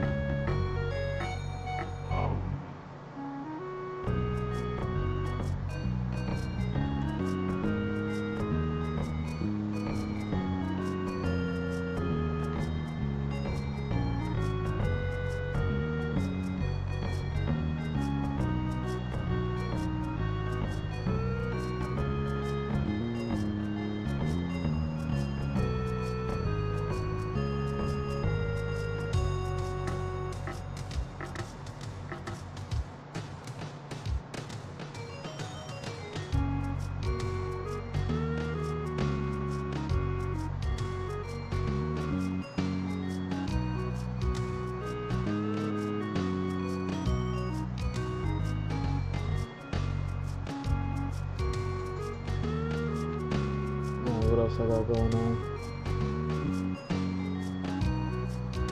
Oh, nice.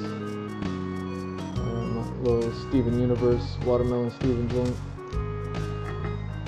Oh, dang. I love how people use video games. Try to make excuses for themselves, like through characters in video games.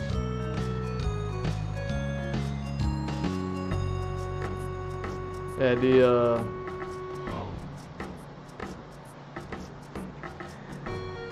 they had a post. Someone put up a meme post of what are those games called? With the underwater world and all that other stuff. What was it called? With the big daddies and the daughters or whatever they're called.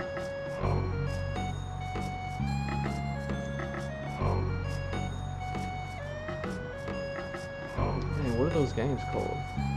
Take place underneath the ocean. They got the big daddies are like the main bad guys in there.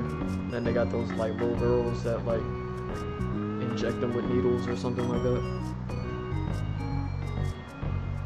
BioShock. There we go. I got there. The BioShock video game.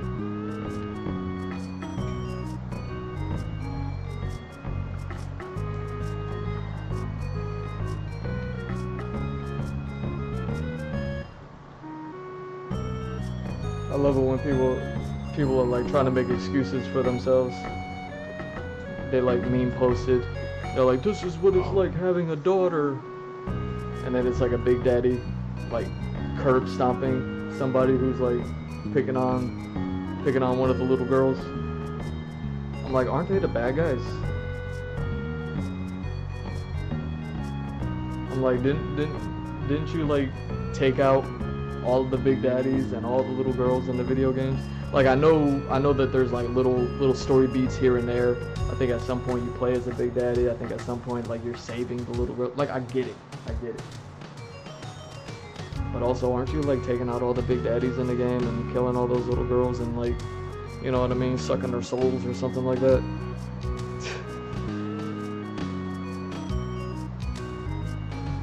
I was like, is that what it's like having a daughter?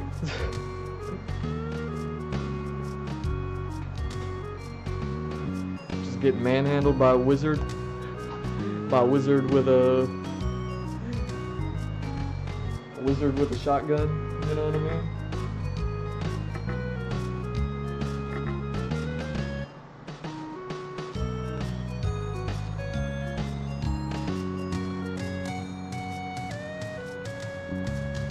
wasn't Bioshock crazy because they gave you those telekinesis and whatever powers in one hand, and then in the other hand you got to use a weapon. So that way you were like kind of dual wielding at all times. You kind of had the analog in the right hand, and then you had like all the special X-Men powers in the other hand. Like, wasn't that the game mechanic that made that game crazy? Just going around curb stomping big daddies. I don't know, I thought it was funny.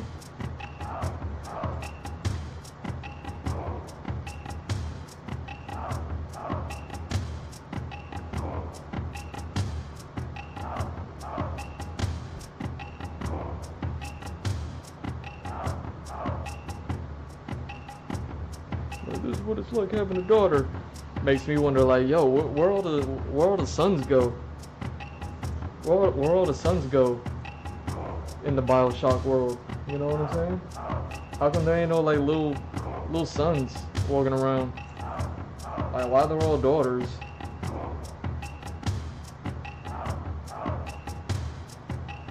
You know what I mean?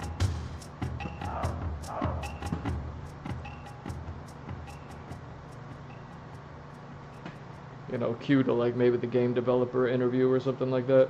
You know, I had just become a father. I just had my daughter. I was making this video game. It's probably actually what happened. Who knows?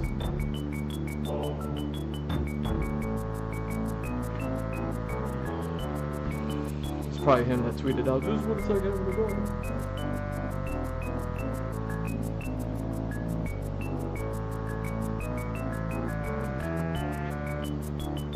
Like, is it really?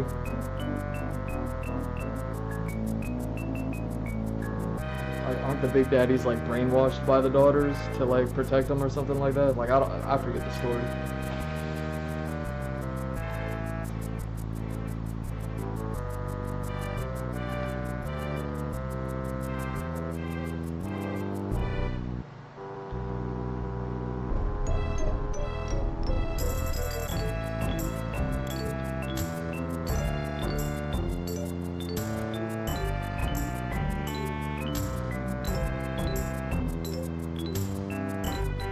Like, oh, so the big daddies are just using the daughters as an excuse.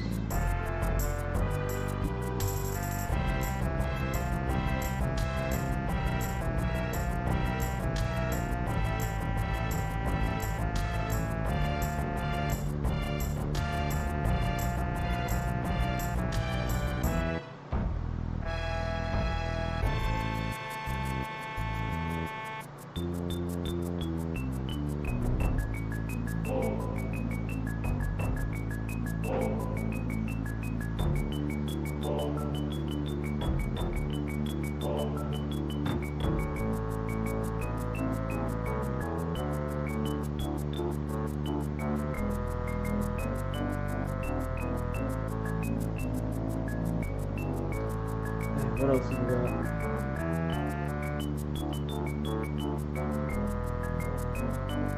Oh dang, some One Piece action. Oh dang. Oh man, I'll be tweeting some dumb stuff. I'll be tweeting some dumb stuff too. Yo, G-Mr. Drew on X. You gotta go follow, like, and subscribe. G-Mr. Drew on all socials. GMrDrew.art, the website. You've been looking at it all night. You know what I mean? Links to everywhere there.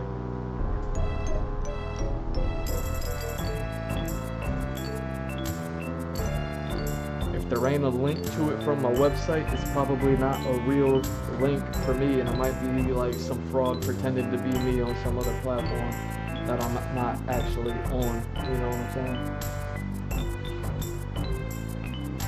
So you gotta go to the website and check the links there.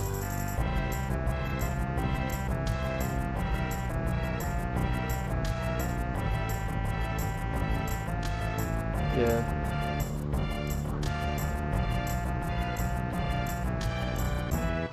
But yeah, One Piece, Davy Jones got brought up. Hasn't been brought up in I don't know how long. But Davy Jones exists in the One Piece world, so, you know, or at least like the idea, the concept. I think Oda like drew the actual character of Davy Jones, but I don't even know how legit that drawing is. Just because like he'll draw characters for like weapons and swords and ideas and this is and that's his. So it's like I don't even know if his Davy Jones sketch is a sketch of an actual character that existed within the world, or if it was just like the humanoid depiction of the concept of Davy Jones. But either way, like Davy Jones popped up in the manga recently.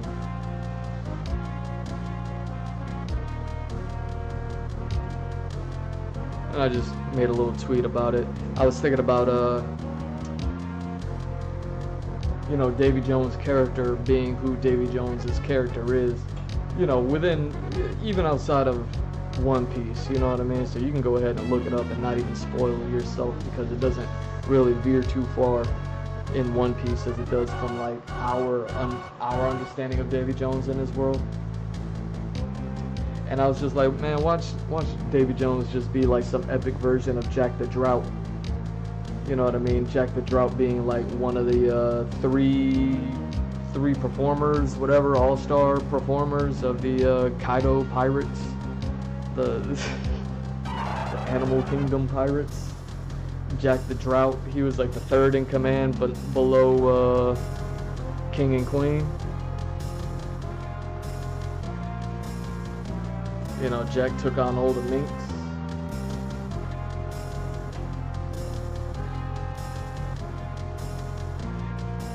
But I always thought it was funny.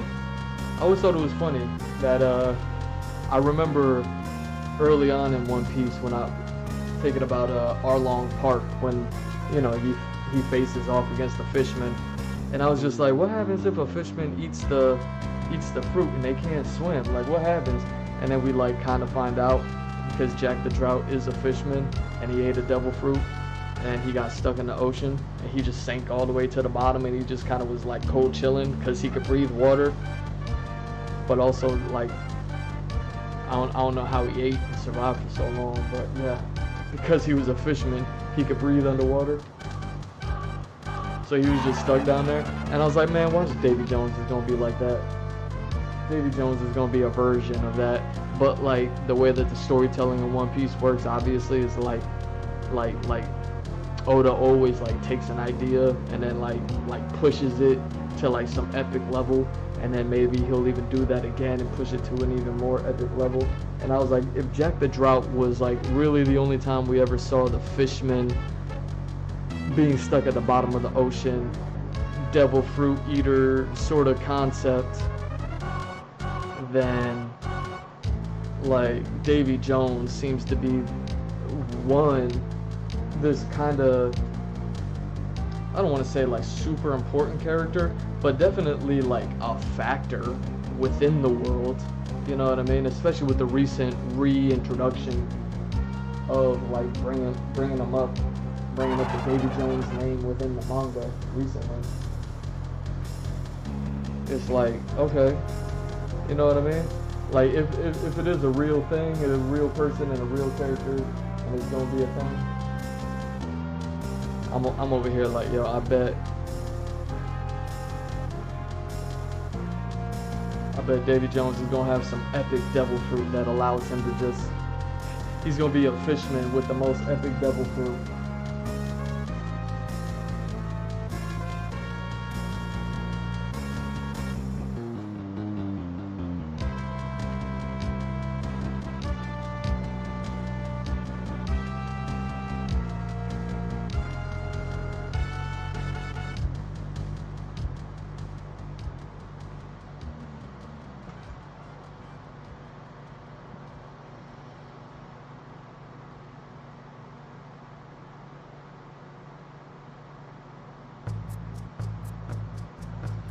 What else we got?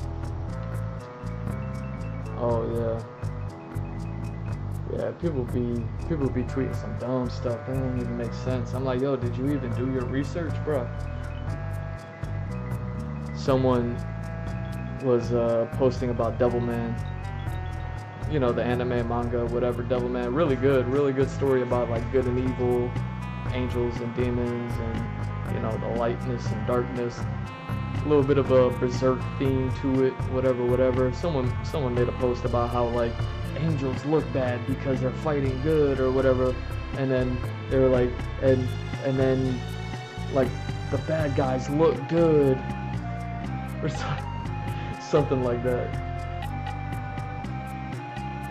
If you're ugly, you're a good guy, and if you're pretty, you're a bad guy. And I'm, you know what I mean? I'm all extra pretty.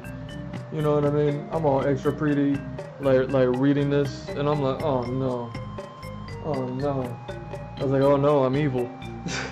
Oh no, I'm a bad guy. Oh no, I'm Satan. I'm Satan now. You know what I mean? Like,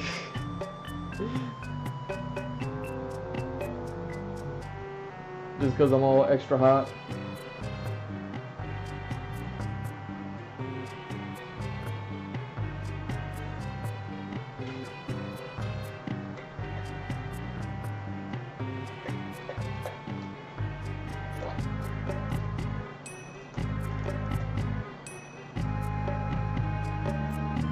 Seriously?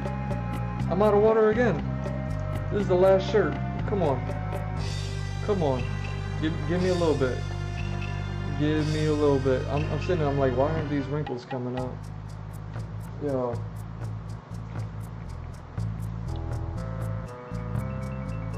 Come on, give me a little bit. This is the last shirt. It's literally the last bit. It's the last bit. I know you got it in your iron. What else we got? Oh yeah. I talked about this before. I'm a big fan of swords. Or like the actual like blacksmiths and weapons smiths. You know, the people that actually like craft swords. It's one of my favorite things. You know what I mean? Like even though I'm a creator, I like animation. You know, I'm a writer, illustrator, animator, graphic designer, tattoo art. Like you know what I mean? Like I do everything. I do everything. But the thing that I don't do is something that I really appreciate, which is like actual like crafting of like I could build a Lego set, but I can't build a sword, you know what I mean? Like I don't have like the tools or the facility or the know-how to like build a sword, even though I know like the parts of a sword and how to deconstruct it and reconstruct it and put it back together and all that stuff. You know what I mean? It's like being a fan of guns but not knowing how to make bullets. You know what I mean? Same idea, just the sword version of it. I really like those sort of like craftsmen. You know what I mean? You know, you make a blade, you give the metal some texture depending on the metal, depending on the temperature, depending on the craft itself, like all that stuff. Yo, what else we got?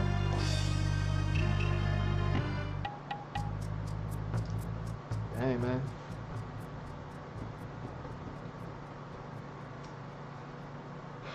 Yeah, let me put this away.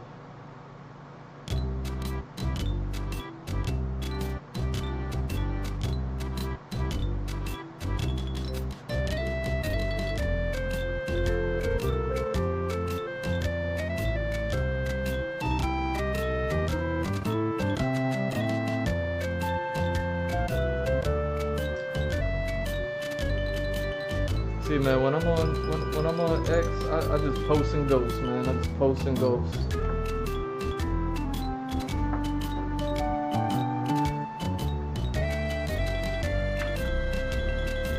I just post and ghost.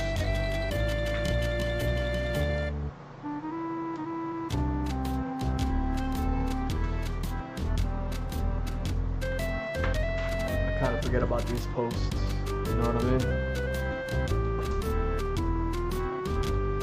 Now that we're done with that part, I can go ahead and do this.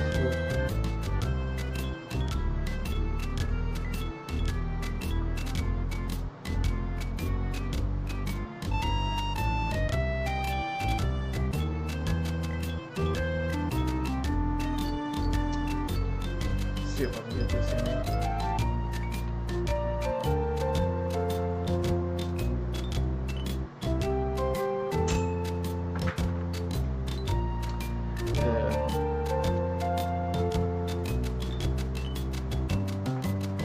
y'all know how much I love Batman.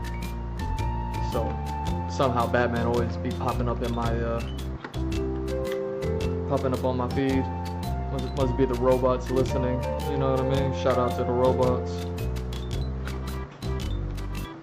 Hearing me talk about Batman all the time and then putting Batman all up in my feed. And they put a picture of Batman, Superman, and then within the shadows of Batman, and it, you know what I mean, it's like Batman in Gotham and Superman in Metropolis in the background. And within the shadows of Batman, you can see the Joker, and within the shadows of Superman, you can see Lex Luthor. And it's funny because the Superman, first off, this artwork is done in the style of Bruce Timm. Whether it's an actual Bruce Timm piece or not, I don't know.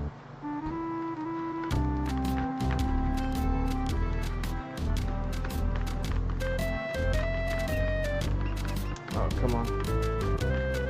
Oh, you're not gonna behave for me? I did put you into overtime, huh?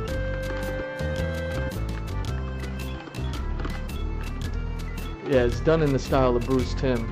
And one of the biggest things, you know, Bruce Timm being the guy who did the animated series for both the Batman and the Superman, one of the biggest differences in those shows was the backgrounds for Batman were done on blackboard, and then they brought the color to light, meaning they painted light onto blackboards, as opposed to starting off with a whiteboard and then just painting onto a whiteboard, which is what they did with Superman. That's why they had the same style, but they looked different enough. It was because Batman was like started in the shadows. It's Gotham, it's dark, it's Batman, you know what I'm saying? And then Superman, it was in Metropolis. It's all light and it's not dark, and it's, you know what I mean, daytime and all that other stuff. So, you know what I mean, the styles being different in that sense. But Superman in this post was actually done in the Batman style, where, you know what I mean, because it's made to match each other. The Superman style is like, it's Superman in Metropolis, but it's heavily shaded like a, you know what I mean, like a Batman the animated series. And I was just like, nah, it just don't hit. It just don't hit. And back when we never got the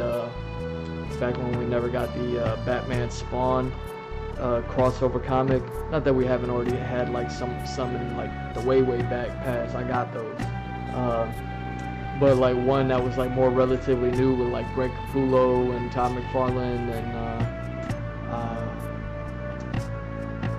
whoever was gonna work on it.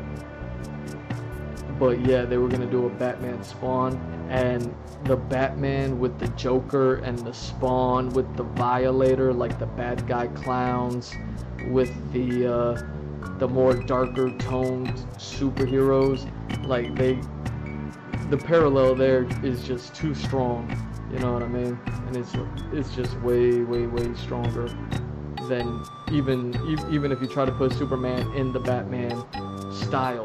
I was like, yeah, with the Lex Luthor in the shadow, it don't hit. It don't hit.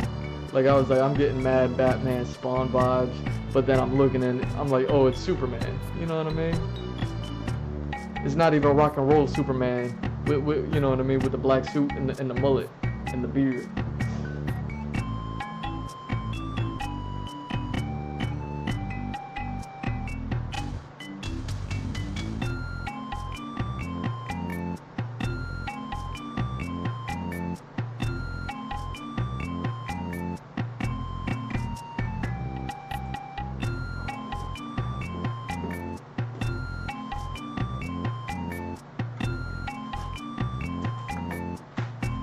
No, that actually wouldn't be, that's not even that bad of an idea.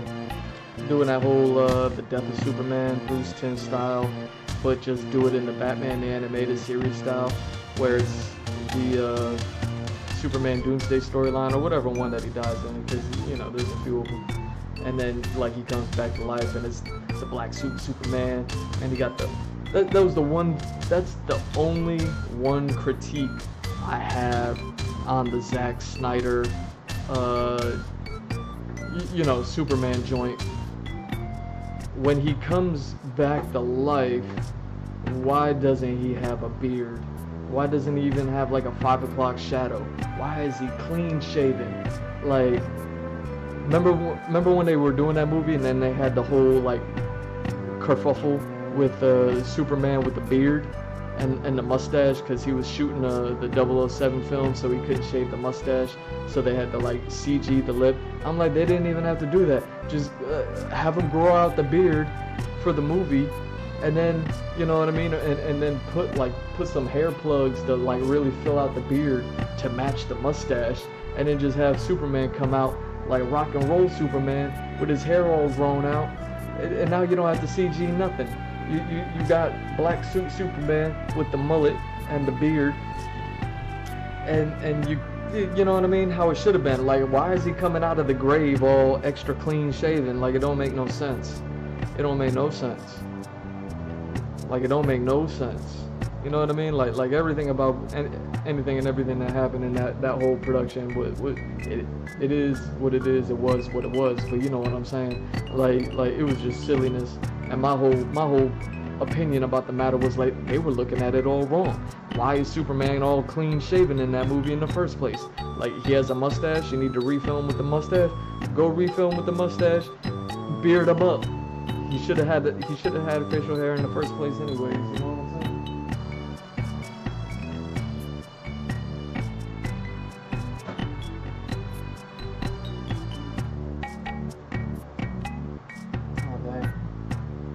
I forgot about my tea. My tea got cold. But yeah, you do one of those darker Superman storylines, and you do it with the Batman the Animated Series style, with, like, you know, working from blackboard and then bringing the light out of the blackboard and painting the light onto it, whatever. And then telling a darker Superman story that way. That might actually be the way to do it. You know what I mean? To bring out the vibe. But you know what I mean? You got blue and red suit Superman in Metropolis, like in the Batman style. Like, it don't hit.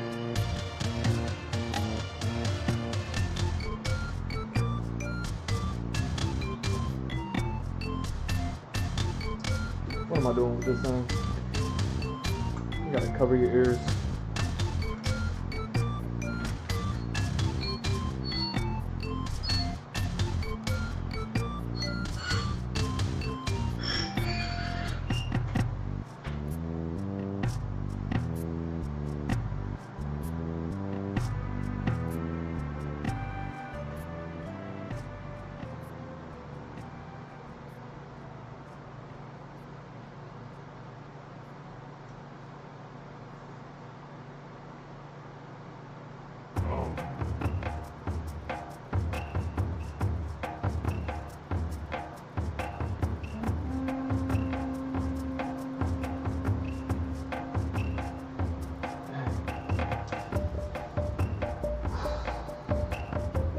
Oh yeah, I should probably do something about this. Don't look at my feet.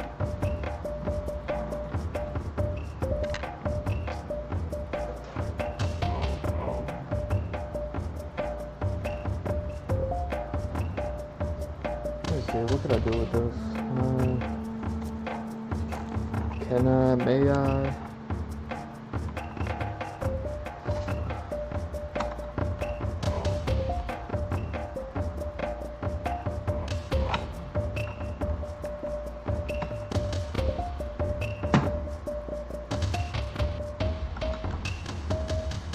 Ooh, where you going?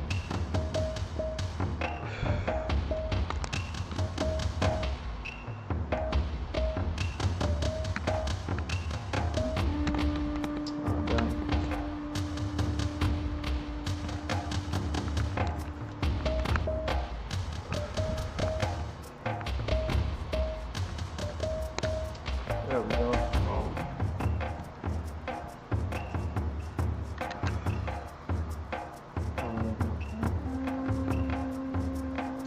Canada.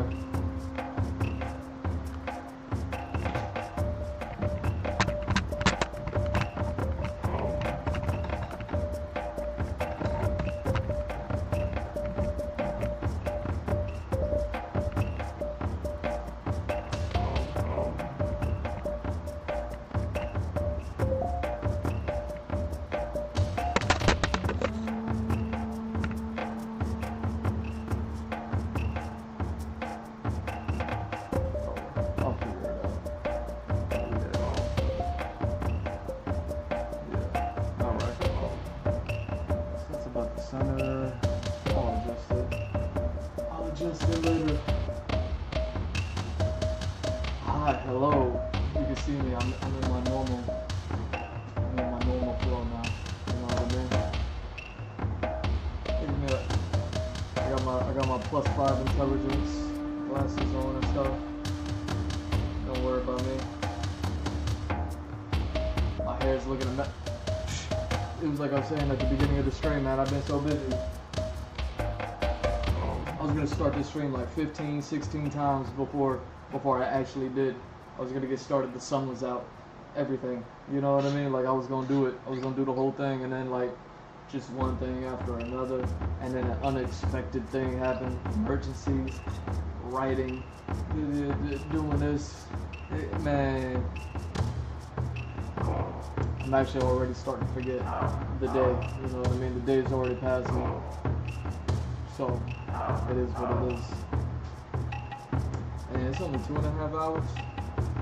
It's only 2.5 hours in. What we gonna do?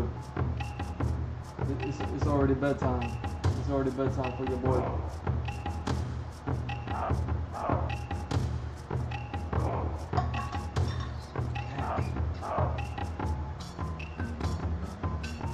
I need to go hit that snack, don't I? Here, let me see what else I got over here for y'all, and then I'm gonna go ahead and snack time it. GMF Draw on OnlyFans, Safe for Work, SFW, kettlebell functional fitness content. If you're into working out, how you doing on that New Year's resolution? You know what I'm saying? This, that, and the other, everything like that. Let's see, what else do I got? GMF Draw on Patreon. Hit me up. You know what I mean? You could join for free. I cater to the free folk. You could follow for $1. You know what I mean? Love y'all with the support. You want to support in any sort of way, that'd be the way to do it. And then if you're interested in commissions are super flexible. You know what I mean? Like you wouldn't believe how flexible the commissions can be. You'd be like, well, how the commission been like that? Like Jimmy Drew on Patreon, get a commission. I'm down to paint anything and everything for you. What else we got? Oh,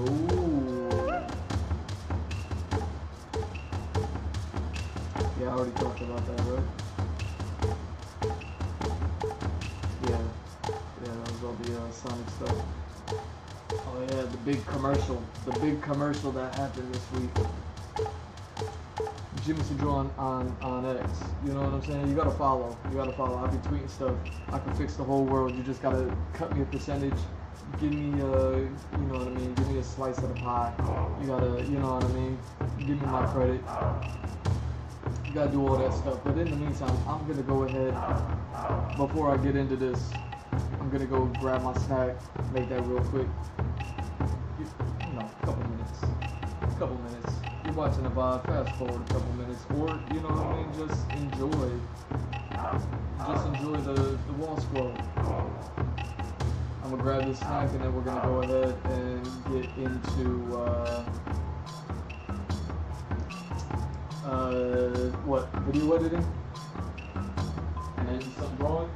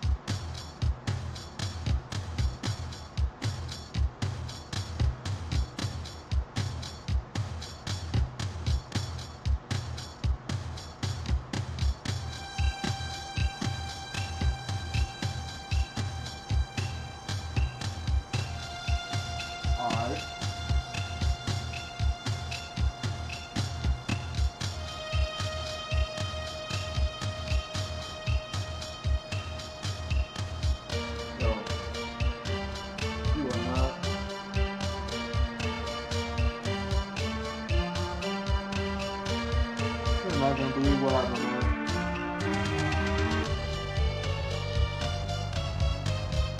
That 10-hour video from last week. That thing was a whole beast. It was a whole beast.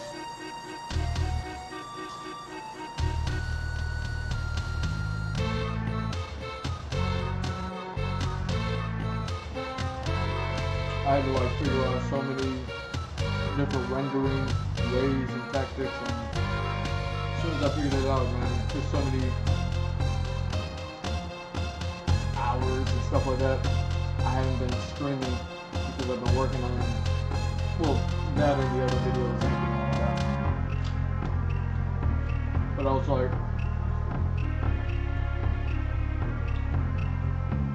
y'all know how it goes whenever I render.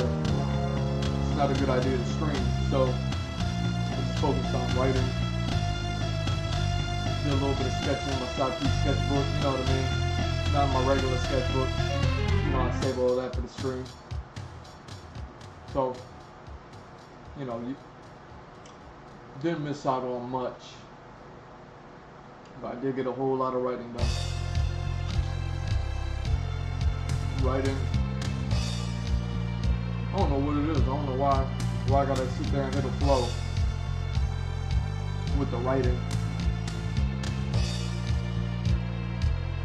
When I was like, nah, I ain't getting to write no more, and then I just can't stop.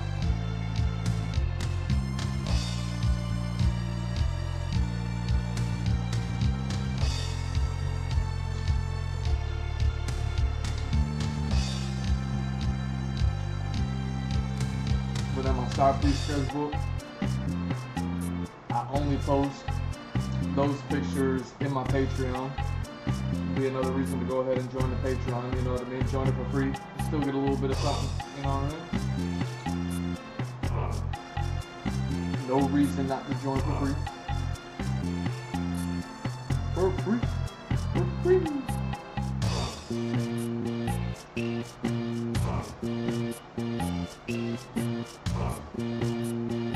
Oh, wasn't I going to talk about the commercial when I came back? Let me see what I tweet. Let me read what I tweet to myself before I read it out loud. Make sure it's stream appropriate.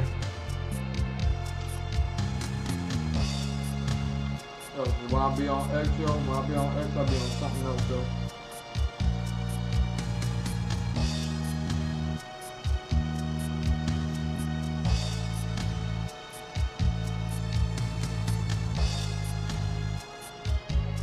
Alright, I'll read most of it. So, yeah, Sydney Sweeney, American Eagle, that whole kerfuffle, skirfuffle, scuffle, whatever we want to call it.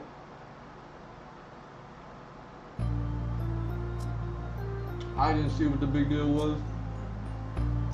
It is what it is. Like, I remember when I heard, I didn't even really watch the, y'all know how I do it. I don't sit there and even really watch things.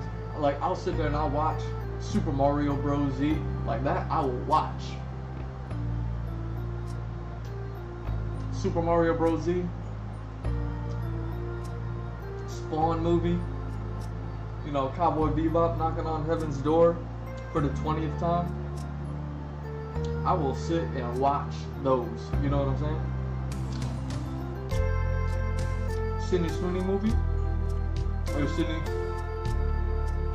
Sweeney commercial.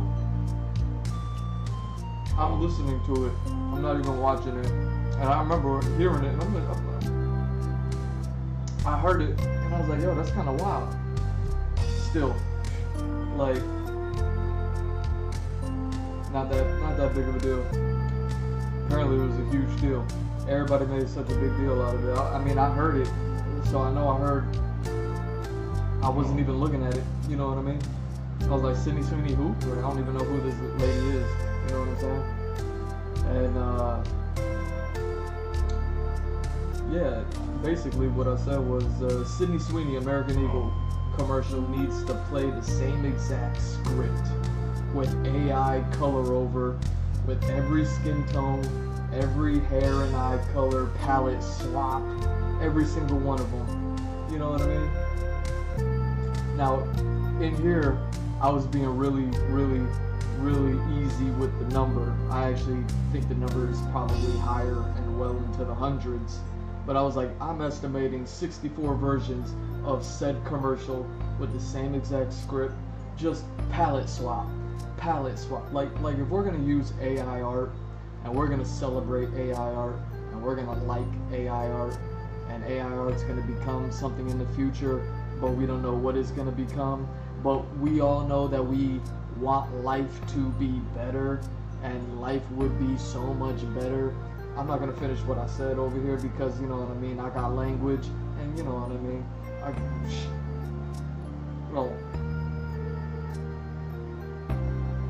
Like, how can we make progress if we're not making progress? You know what I mean? We got people crying over here about this, and we got people crying over here about that. And it's like, why can't we just fix both of them? Real quick, AI art, do something good. Palette swap that one girl. And then, that way, everybody get a little bit of the commercial, and we don't have to worry about the script and what she said and the lines that she read and wrote and all that other stuff. You know what I mean? Like, I'm talking about palette swap everything. All the skin tones, all the eye colors, all the hair colors. Just AI art it. AI art the palette swap. And then join every hair color, every eye color, every skin tone color. Just mix and match all of them until you have an equal, you know what I mean, across the board. That's what I'm saying. It's definitely going to be more than 64 versions, because I was just like, all right, 4 eye colors, 4 skin tones, 4 hair colors. You know what I mean? Just to be very general about it. But yeah, once you get that, yeah, you got like a good, decent 64 versions of the same thing. But if you want to take it to the next level, there's probably like, you know, more than 4 skin tones. It's probably like 8. You know what I mean? Which then automatically like pushes 64 versions into like hundreds of versions. It's probably more than just 4 eye colors. It's probably like 6 eye colors, really. You know what I mean? Probably like 8. Automatically pushes it into the hundreds. Hair color. It's probably like not 4. There's probably like 8. You know, once you think about it. Alright, you see what I'm saying? You see what I'm getting at? Pushes it well into the hundreds. If I had to guess how many hundreds, it'd probably be, instead of 64, it'd probably be like more like 640 versions of the commercial. Could you imagine if a commercial came out like the American Eagle Sydney Sweeney commercial came out, and we didn't even get the original version the first time that we saw it, the first time that anybody ever saw it anywhere they were? Don't even market it. Don't even market like the hair color, eye colors for certain regions on the planet or the country, or however, wherever that commercial broadcasted. You know what I mean? Like, it's the internet, so it's gonna reach the world anyways. Just put it out random to everywhere, and everywhere is gonna see any version of it. And I don't even mean that it's gotta be realistic. I'm talking about throwing blonde with black skin and green eyes, and it's like, you really ain't never gonna see that. Like pitch black skin with hazel eyes and then platinum blonde hair. You know what I mean? Like an anime character. You're not gonna see that, but it's Sydney Sweeney. It's Sydney Sweeney palette swap. Sydney Sweeney, red hair, brown eyes, and light brown skin. Like you palette swap everything all over. Sydney Sweeney, freckles. You know what I mean? Jet black hair. Like, you see what I'm saying? Like,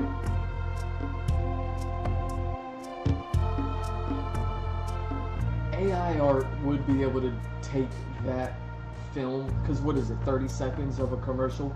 Take that 30 seconds, palette swap it 640 times, and then be able to pump and distribute that out at a random clip, randomly across wherever it plays. You know what I mean? Whatever the outlets are that it's playing at, just do it. You don't handpick nothing. Don't let no producer get in and be like, well, in this region you got these people, so you want to play this version. It just random. Whoever gets whatever. This is what it is. It's a Sydney Sweeney American Eagle commercial, and then one person might see one thing and they'd be like, I got a problem with it. And they'd be like, what you got a problem with? I got a problem with this. I'm like, yeah, I didn't even see it like that. When I saw it, it looked like this, and I didn't have a problem with it at all. And then you're gonna have, see what I'm saying? Ain't gonna have no crybabies over here, or at least ain't nobody gonna listen to them. And then you ain't gonna have no crybabies over here, or at least ain't nobody gonna listen to them. Because it's like, oh wow, AI art did actually something good. And everybody crying about that one other thing that's over here that's like that is like, it's not even applicable, because we already palette swapped it 640 times, and everybody getting everything. Everybody getting everything. You see what I'm saying? Yo, pay me my money. Pay me my money. Look at me, I just fixed two of the biggest problems that's going on in the world, and cut me a check. You know what I'm saying? Cut me a percentage. Ask Sydney Sweeney. Hey, Sydney Sweeney, you gonna be mad that we palette swapped you 640 times? Look at this platinum blonde, jet black skin, green-eyed version of you. Are you mad? She'll be like, nah, she fine. She fine too. You know what I mean? Like, can I turn that into a robot doll, please? You see what I'm saying? You see what I'm saying? Like, ain't nobody gonna say nothing about it. Nothing. You're welcome. You're welcome. I just, you know what I mean? She Mr. Drew for president, 2028. You know what I mean? Elon Musk gonna send me on a rocket to, you know what I mean? I'm just gonna be holding on to the side of the rocket, and then I'm gonna parachute my way onto the platform to make my announcement for candidacy, and you know what I mean? Trump could go ahead and pass the baton to me.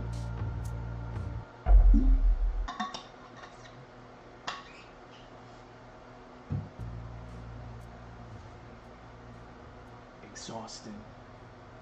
People are exhausting.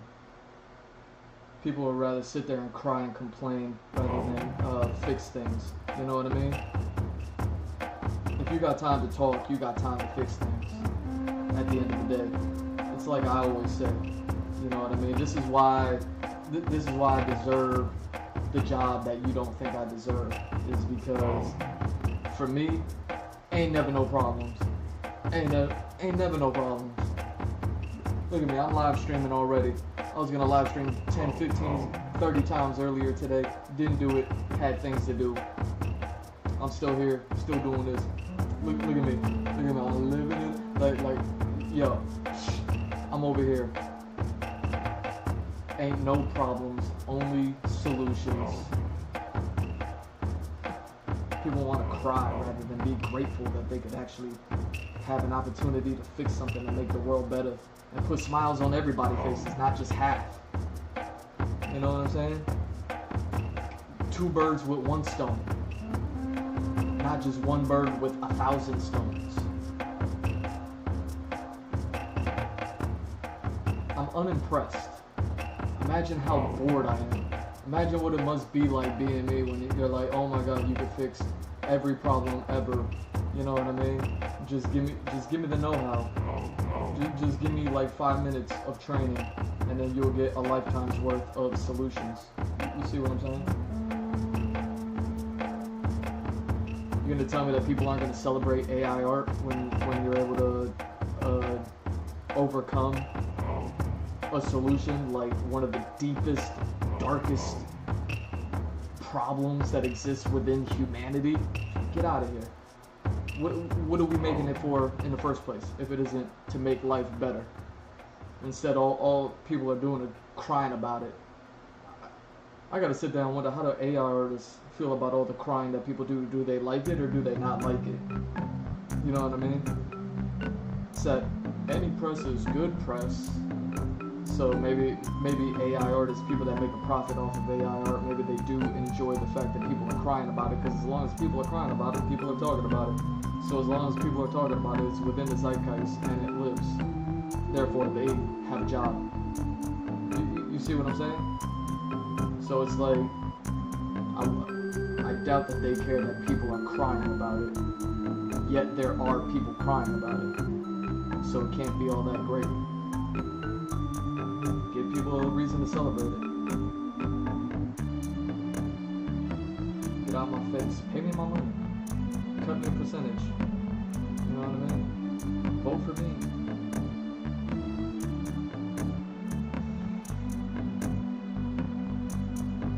No, just go ahead and have 1,000 more conversations about it on 1,000 more channels with 1,000 more solutions that no one's ever gonna ever do.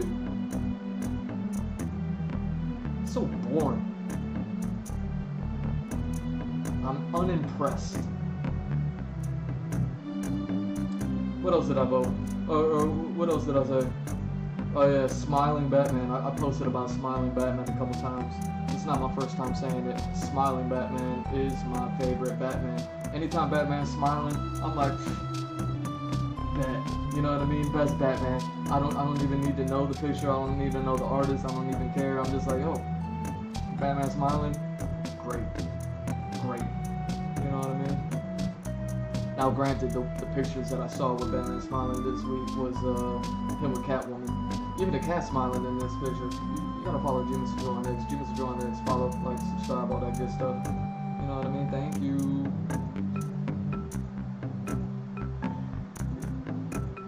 You can look at what I'm looking at. Ooh, this is what I wanted to talk about. I can't believe I posted so many things. I post so much. Y'all need to get on it. Get on it. Hey. Yeah.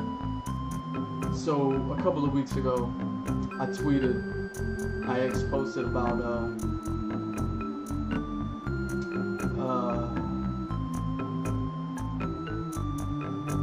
Happy Meals not having toys anymore, and then I throw out the example of like why they get rid of toys and Happy Meals. Like, it was ridiculous. Like, hey, fast food joints, just because you had some bad toy ideas doesn't mean that the toys are bad. It just means that the ideas that y'all had was bad. Y'all could still make some really cool things. Like, I remember the last Happy Meal that I bought was when Lego Batman came out, and they had all the cups, those little, I still got it, it's right there, it's right off camera right there, and they had those cups that if you turn them, they change, they move, for the Lego Batman movie promotion. I think that was the last time I bought a Happy Meal. I just ended up with the Batman cup, you know what I mean? Like, that just happened to be the one that they gave me, and I was just like, bet, I don't need to buy another one. Like, it was so good. It was so good. And then, but yeah, like, ever since the Batman Lego movie, I don't even know if they've done any Happy Meal stuff. Like, I still remember the announcement when they were like, nah, no more Happy Meals. No more. We're not gonna do it. Like, no, Happy Meal, stay away. Like, you know what I mean? Like, just because, like, the toys were costing too much or something like that. Like, if you had to look at it from a business standpoint, it was probably just because of the production of the toys and people weren't buying it and it wasn't worth it. Like the profit margin wasn't good enough to explain it. And I was just like using it as an example, just because it's in the everybody talking about it. I was like, could you imagine what a Labubu could be? Could you imagine what a Labubu would be right now? Like a little, like just a little bit bigger than a Gashapon, like a custom size Labubu. And you know, they don't even have to be all that special. You could just make them like the Hamburglar and Crumpus or whatever his name is, the purple dude, and you know, the Ronald McDonald version. And then another one, the girl, I forget the Happy Meal girl, but you know what I mean, like the little McDonald's band, you know what I mean, like them, just turn them into like little Labubu's and have like little Labubu foot. I was like,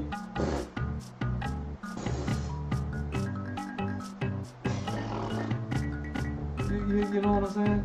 Yo, pay me my money. Pay me my money. Just put me on the board, cut me a percentage, and then just, you know what I mean, holler at me anytime you need an idea, because like obviously, you know what I mean? So I said that like a couple of weeks ago, or I posted it, tweeted it, whatever, something. I don't know. Just follow, like, subscribe, retweet, give me credit. You know what I mean? Give credit where credit is due in general, but also I want mine. Yeah, yo, McDonald's coming out with a Happy Meal that's Hello Kitty cross Ninja Turtles. What?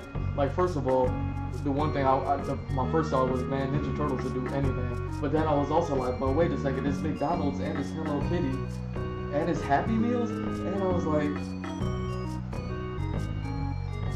McDonald's, just 1%, just 1%. Yeah, 1% of this season's of Happy Meals, because obviously, if I'm talking Labubu, and I'm talking about Labubu's in McDonald's uniform, Hello Kitty in TMNT uniform is analogous to that thought. All I'm saying is 1% of this season's Happy Meal sales.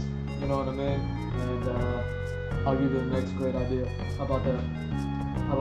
And if I give you another one, then you put me on the board. You know what I'm saying? Put me on the board, McDonald's.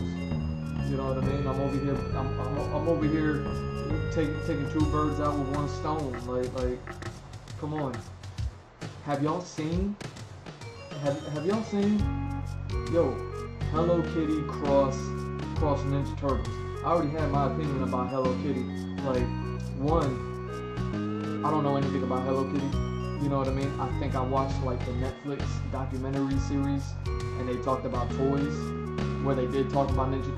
Man, they probably got the idea from Netflix. They did talk about Ninja Turtles on like episode 1, and then they eventually in that season got around to talking about Hello Kitty, I believe, and talking about the phenomenon of Hello Kitty and all that other stuff that happened in Japan. And then they were also talking about like the hype of the Ninja Turtles in the 90s and all the toys and everything like that. So like they're right there with each other as far as like these properties go. The other thing that I always think about with Hello Kitty is the fact that it came out after after World War II, and I forget who said it, but somebody had a commentary. Someone had a commentary of talking about how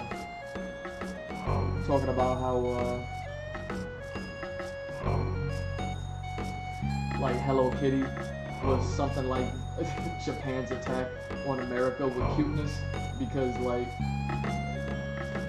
Japan since World War II has created all of the cutest things on the planet, and like Gashapon and UDM and Chibi form and all that other stuff,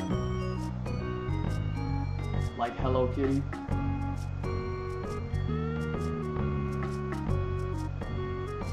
And it's just like, yo, you know what I mean? Like the fact that Hello Kitty was looked at as within the frame of war, I thought was like one of the most interesting things, you know?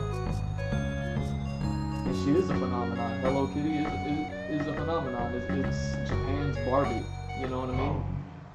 It's Japan's,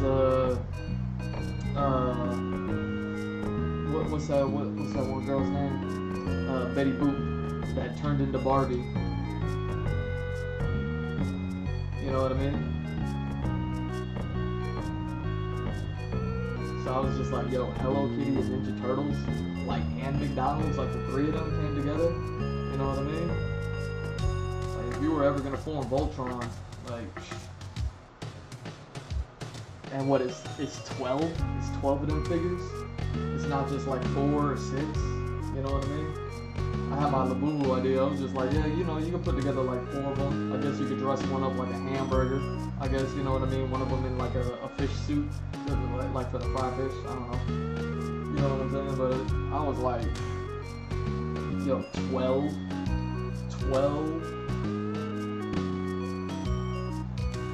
Hello Kitty Ninja Turtle figures. I was like, yo, that's not fair. That's not fair. You know what I mean?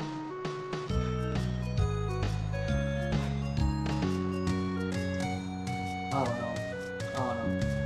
I just think it was funny. I mentioned it a couple of weeks ago, and now here we are today. And coming out. What is it? August 12th, something like that. When are they dropping? Yeah, August 12th. So in 10 days, so like a solid week and a half. You know, you have a week and a half to save your money to buy as many Happy Meals as you can.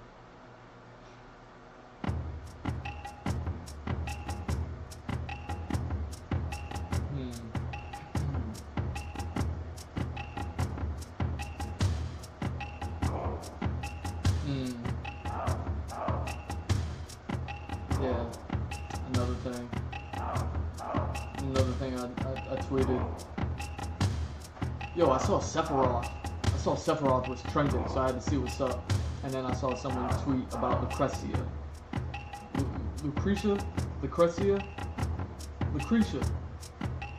please. Yeah, Lucretia. I like it.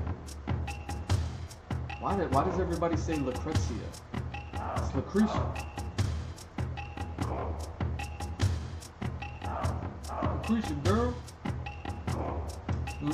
Sephiroth's mom, I believe, and Vincent's like girlfriend, something like that. And then like what's the doctor's name? Did his whole doctor thing. But yeah, someone tweeted about her while Sephiroth was trending, and I was just like, yeah, she does have one of those stories that's good enough to like make a movie out of it. You know what I mean? Like as far as like being able to make media of Final Fantasy VII that's different and can bring in a completely different audience and get people interested in Final Fantasy VII that would otherwise never have picked up a video game in the first place. You're talking about a market of like women that could really watch like a really good movie. It's super dramatic, super everything regarding what's his name? Hojo. I kept thinking Gojo, and I'm like, I know it's not Gojo. Yo. Between Hojo, Vincent, and Sephiroth, and then people, could you imagine? You get your auntie who never played a video game in her life. You know what I mean? She don't know nothing. She She never even knew anybody who ever owned a PlayStation 1. You know what I mean? Like she don't know nothing. And then you put out this movie and you don't like market it as like a young poppy movie. You know what I mean?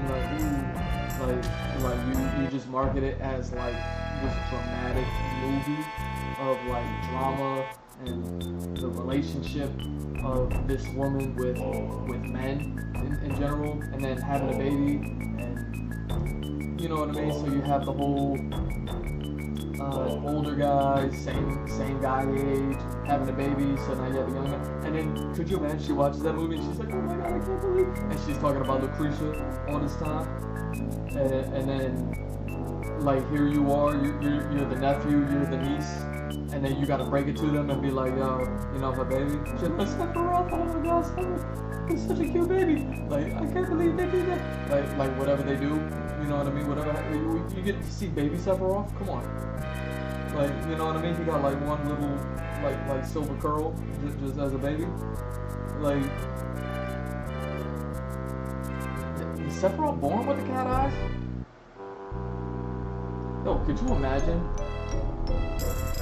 Speaking of One Piece, we just saw Baby Loki, and I'm not gonna spoil nothing there, but just thinking about Baby Sephiroth.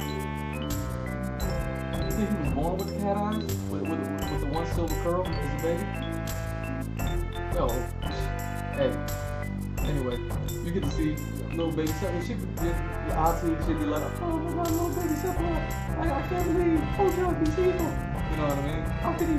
And then you be like, yo, but that baby though,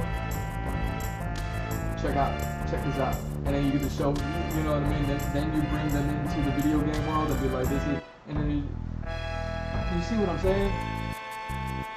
Like Lucretia, she got such a good story. Cause I'm a Vincent fan. Like whenever I think of Final Fantasy VII, I'm the biggest fan of Vincent. You know what I mean? Like for no particular reason outside of the fact that he was just cool. He was just cool. Like that was it. That was it. Like Vincent. I never had a PlayStation 1. I didn't play Final Fantasy VII until I got until I purchased the digital version on PlayStation 3. So anything that I knew about Final Fantasy VII was just like the CD cover, which was like cool. Maybe I saw the motorcycle poster at some point in between the PlayStation 1 and PlayStation 3 time. You know what I mean? Just because, like, yeah, it was available to be seen, like, on the internet and everything, of course, right? But, like, I didn't really, you know what I mean? Like, by the time, like, that was happening, my interest in paying attention to things was, I had jobs, I had school, like, I had college, like, I was busy, you know what I mean? I had things to do, right? Like, so I was busy. So by the time those things became available for me to be able to research and find and all that other, like it wasn't there. It wasn't until like Advent Children that I got to revisit the Final Fantasy VII series, right? And then Vincent and Advent Children, like I mean, I don't think anybody has a big role in Advent Children. It's really the Cloud show, like, which is fine, right? And Tifa gets like a dope fight scene and all that other stuff. But even though Vincent didn't get much screen time, neither did Yuffie, neither did Barret, neither did K-Sid, and you know what I'm saying? Like, nope, Sid, like none of them did. But Vincent got just like a little, he got like an extra second or two, you know what I mean? Just cool. So it was like, you kind of knew, not having the PS1 back in the PS1 days, Final Fantasy VII was the greatest game ever, and Vincent was one of the coolest characters ever, whose coolness was on par with how cool Cloud looked on the CD cover. You know what I mean? Like, just the air of Vincent had the coolness of CD cover art Cloud before you get into the story and actually know what the story means and all that other stuff. You know what I mean? Everybody wants to pretend like they knew what the story was about even after they beat the game the first time when they were like 6 years old. And it's like, no, you didn't. No, you didn't. Nobody knew what that game was about. You had to sit there and study it for 20 years to draw a conclusion. And you know what I mean? And wax poetically about it. But because there was so much like craziness about that whole game, Vincent was just one of the cool factors. You know, Vincent was just one of the cool. So Vincent actually is like hands down my favorite character from that whole game, from that whole series, from that whole everything. Even though I'm like, yeah, Cloud is cool. You know what I mean? Because he's the cover art guy. Sephiroth's cool because he can stand in fire without getting burned. You know what I mean? Like, and then Advent Children comes out, and then we get the Sephiroth song, and it's the greatest thing that ever happened. But Vincent gets like a little bit of showtime, and you're like, oh dang. You're like, this is cool. Like he went from being like this ethereal air of coolness to like Advent Children. You're like, alright, Like even the tone of Advent Children was so somber and so sad that Vincent fit like a glove right into that movie. When he's there, you're like, yeah, like there's absolutely nothing wrong with Vincent in that movie. You see what I'm saying? Despite the fact that he's not really in the movie all that much. But still, it's the tone of the movie. It doesn't fit Cloud. It doesn't fit Tifa. It doesn't fit, you know, all the other characters as far as like the tone and the feeling of that movie goes.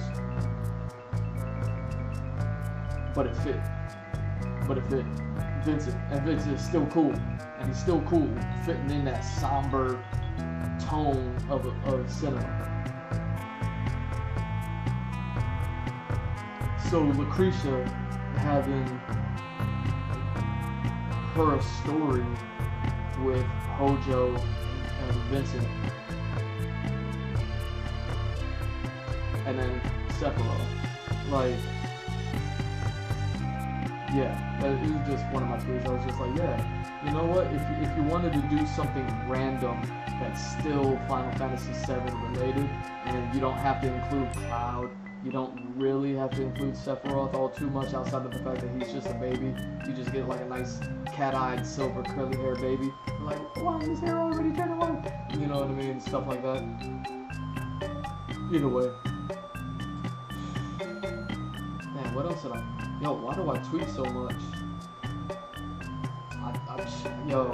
I'm not even going to do it. I'm just going to jump. I'm jumping into video edits. Really, I just wanted to get to the part where I talked about the Happy Meals, because that one threw me off. I was just talking about Happy Meals like a week ago, and now here McDonald's is like, oh yeah, Happy Meals. Here we go, the best idea ever. Ninja Turtles and Hello Kitty. We made sure that we got like a nice shotgun spread. You know what I mean? A nice spread. You know, a shotgun blast of Happy Meal. So yeah, August 12th, save your money. McDonald's, cut me a percentage. Anyways, what am I doing? Video edits. Alright. So yeah, man, I was doing some, that 10-hour video was a video.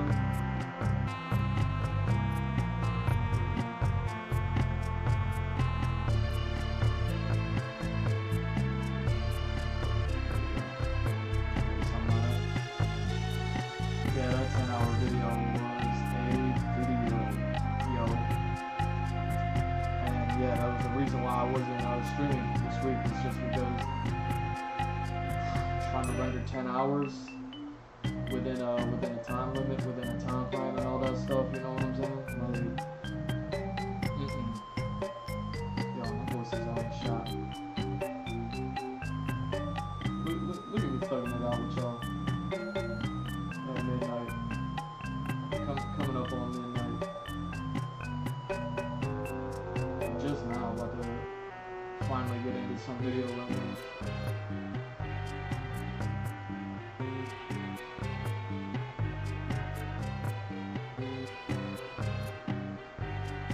Yeah, so why was Sephiroth trending? That was weird. You know what I mean? It was the only reason why I like even got into that whole Lucretia thing. Lucretia?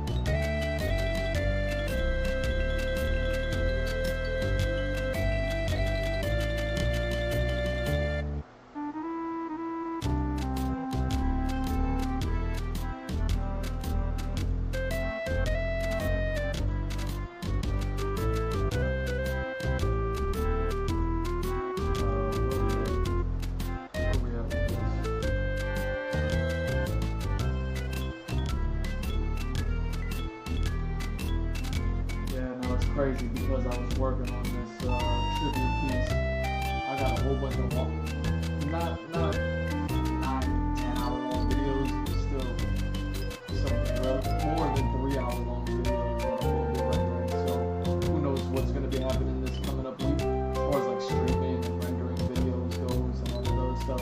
I'm trying to figure out a nice render where I can get rendering done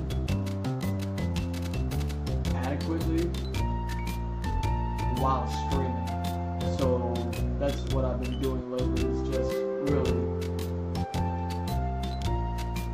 trying to figure out, like, you know what I mean, instead of just doing it live, doing it willy-nilly, like doing it a little bit behind the scenes and trying to do it bigger and better for y'all, so that way I can do these video renders, work on the comic book, and you know what I mean, give y'all a decent stream and all that good stuff. You know how I do it. You know why you love me. You know what I'm saying? You know why you love me.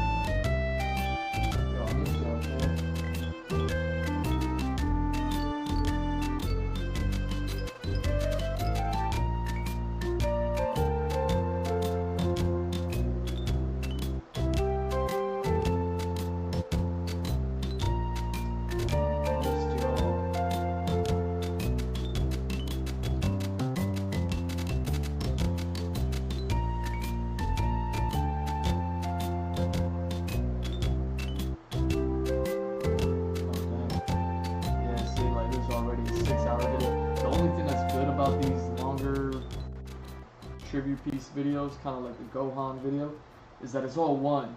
You know what I mean? At least I think it is. I don't know. Let's find out. Let's find out. Oh, what?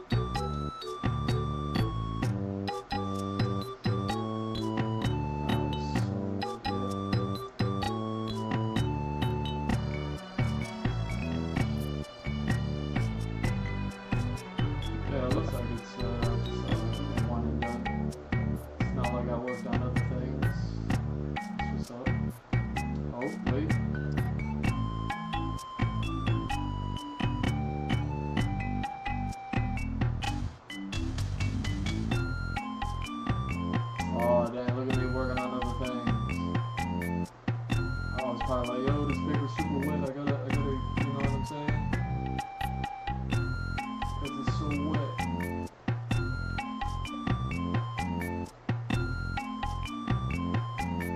Nice. Alright, so I did a little bit more work. Kind of double down on the shades and then I had a little bit more line work started. I thought there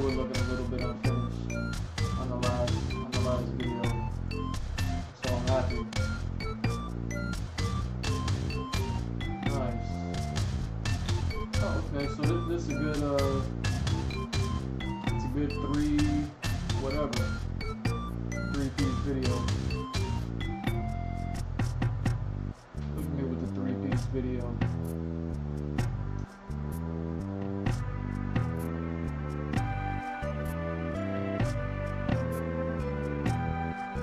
Where's my preview?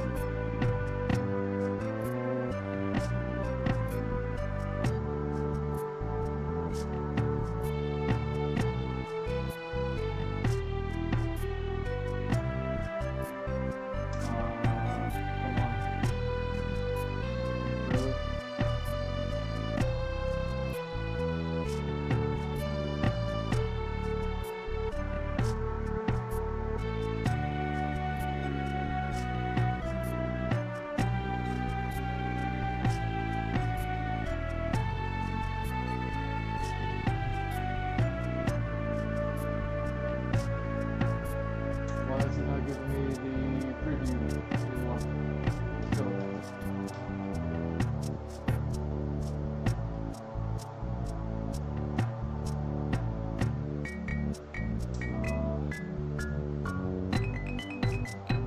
Close up on me. Give me a second. Let me do this.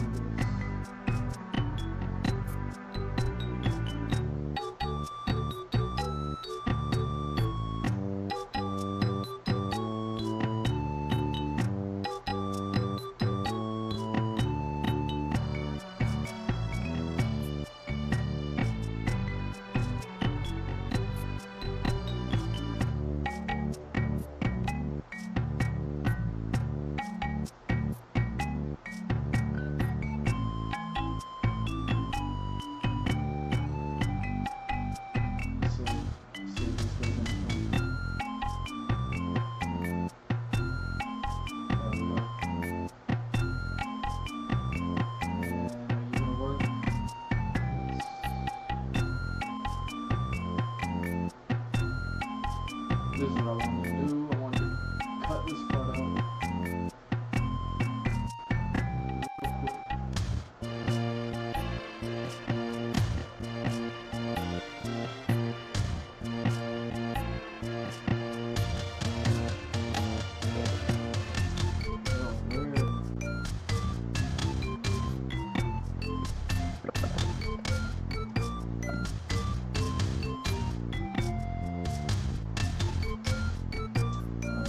Hour-long video.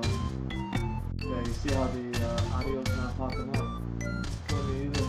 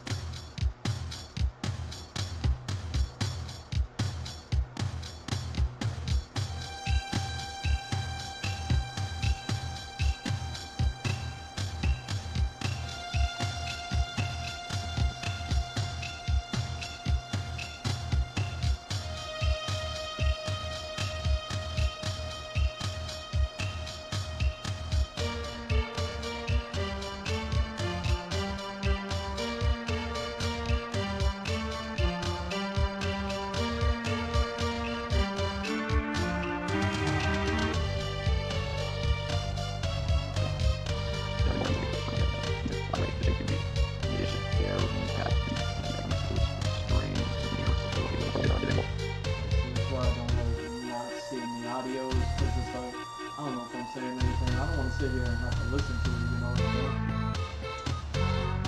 I don't want to have to sit and listen. I just want to see where I'm speaking and see if anything I'm saying is really necessary to keep doing.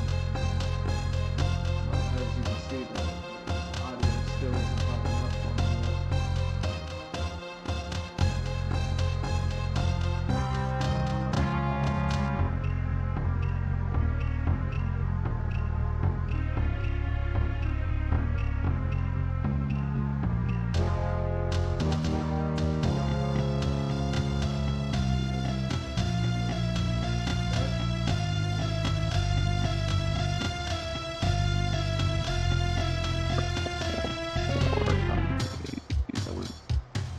Oh, here we go. Yo, the audio came. Audio came with it. Check that out.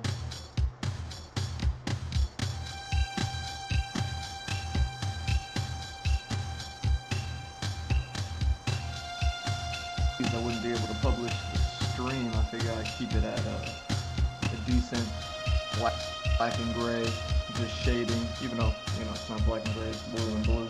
But you know what I'm saying. Keep it at the shading. That way this video will be publishable. And then, yeah, let's just pick up something else. I don't ever want to let that one continue to dry if I want to just continue it.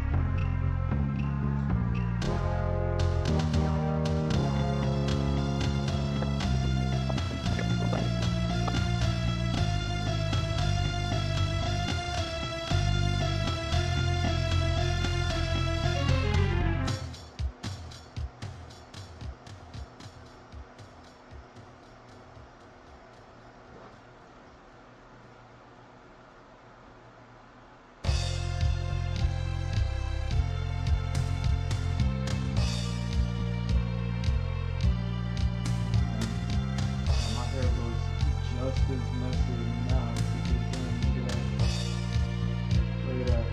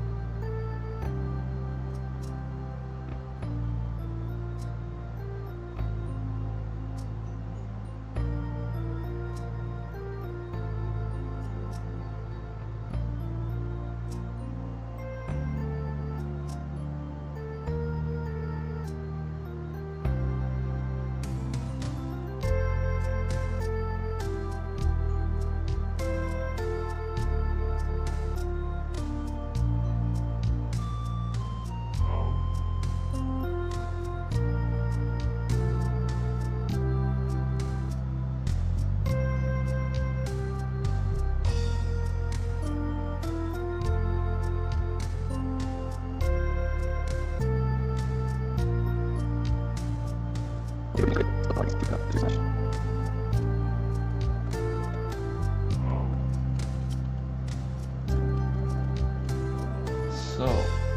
let us do that.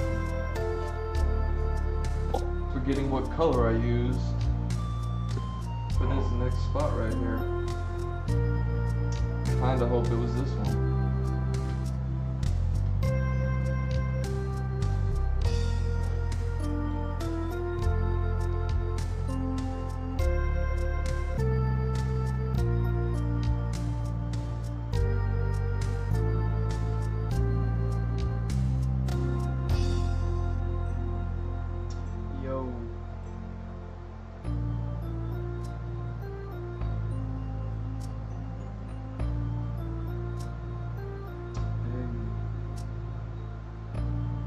Thank you for the subscribe. I guess it doesn't pop up on the stream.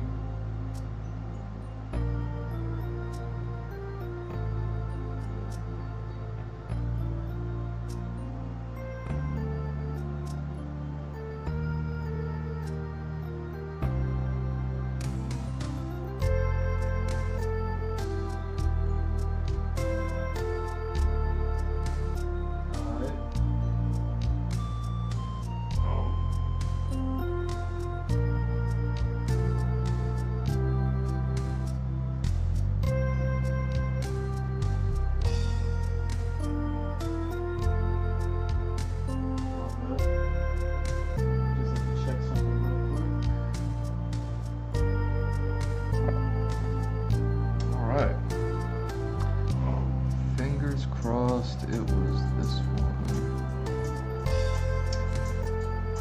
I think it was. Alright, so those on there. So let me just cut this here.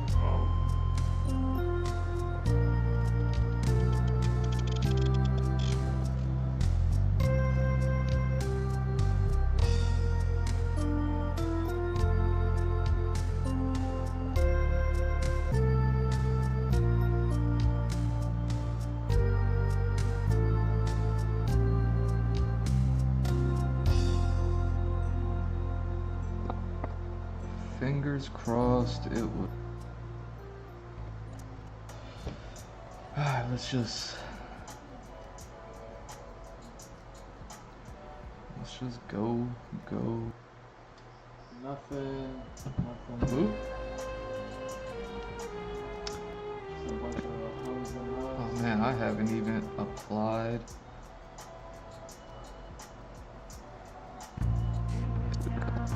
Applied a color to her spikes yet. Dang.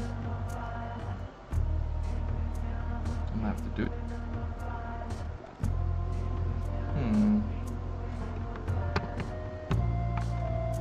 Start over here.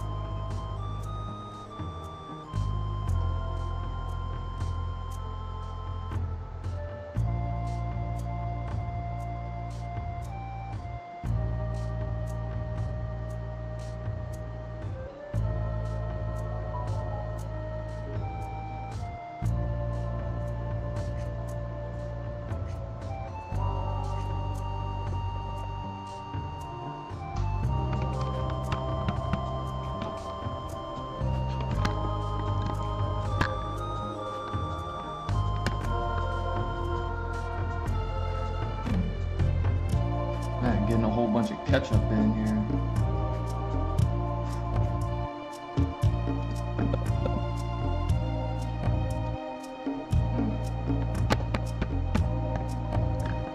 All over the place. So much ketchup on this piece, man.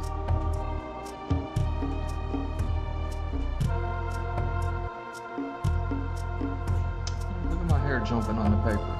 My hair trying to get in on this, man.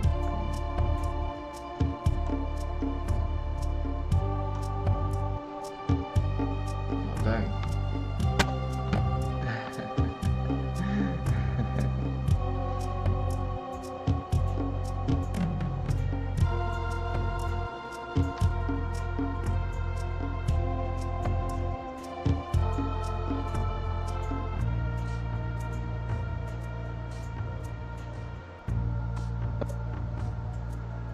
Serious? Oh man, so that means I started at like midnight? Oh man, I'm sorry, yo. I knew it was late, I didn't know it was that late. What was I doing? What was I doing? I was just about to, oh yeah.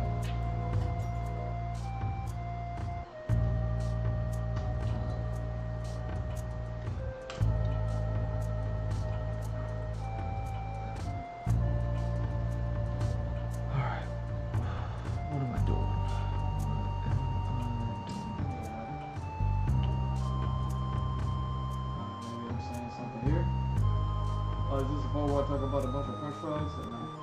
Probably not. Then that's an older video. Whoa. No way. I'm watching some artists in the background. They're throwing colored pencils on top of Copic markers.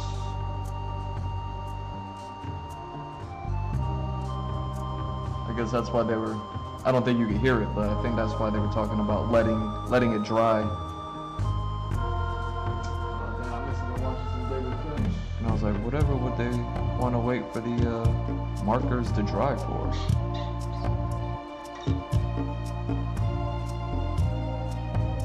Now it makes sense.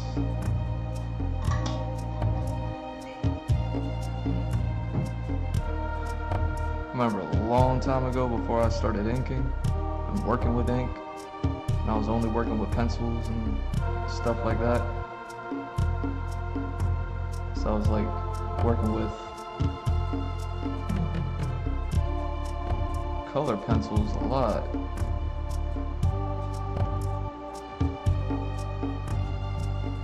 Doing a little background lore. And man, you can get like the finest blends, the finest shading.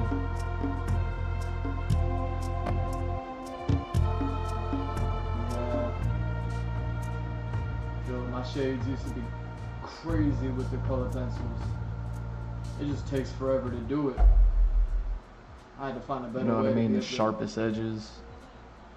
To be able to get some gradation going, spending less time.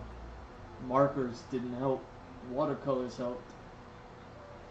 But I never thought about waiting for like the markers to dry to throw some colored pencils on top of it. I could only imagine how devastating that could be. On top of markers. That's incredible.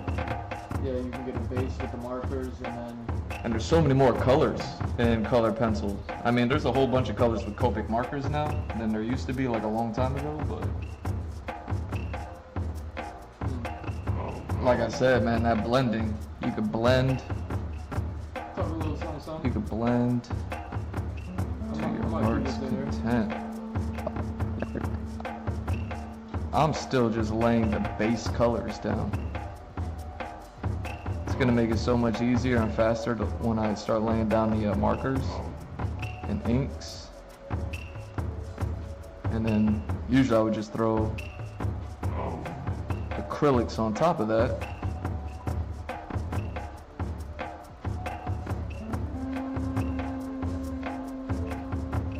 And call it a day.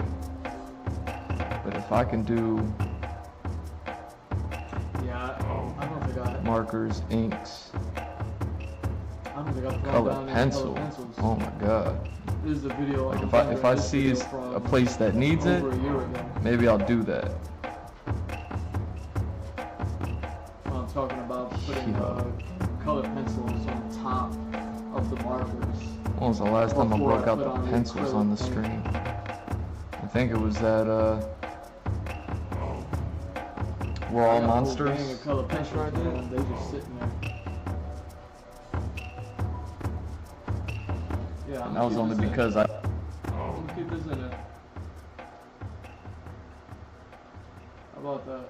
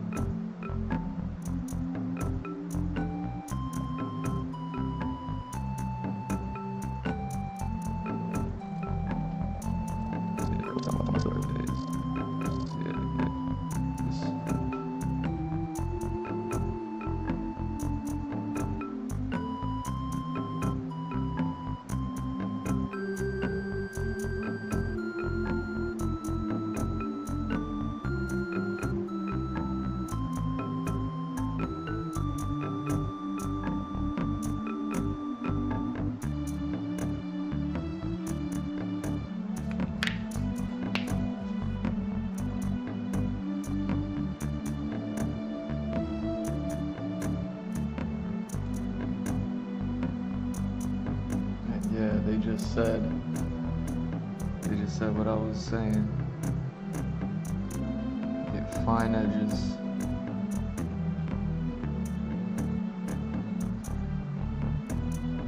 Like these watercolors I'm doing right now, mad loose.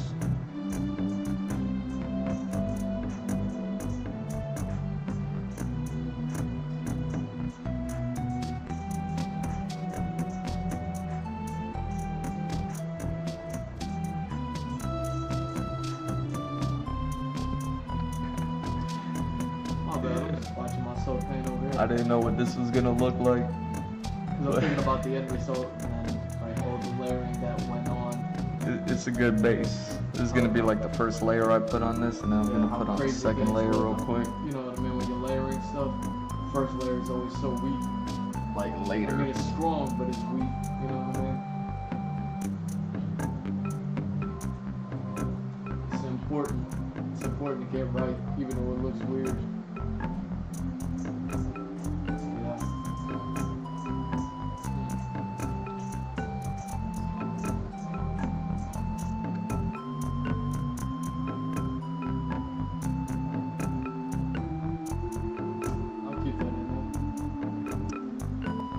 Later. Now I'm gonna put on the second layer real quick. Like later.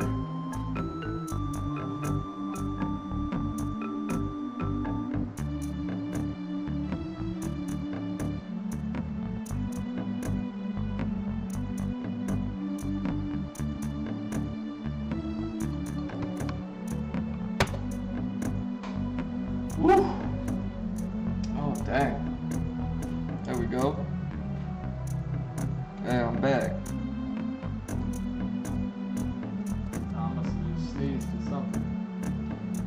Hey, you know what? Let me change up.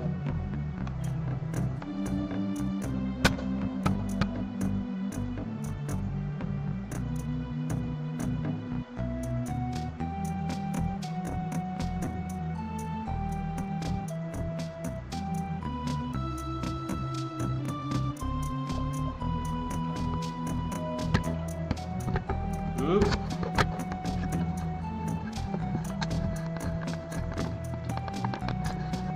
Where you going, Cam?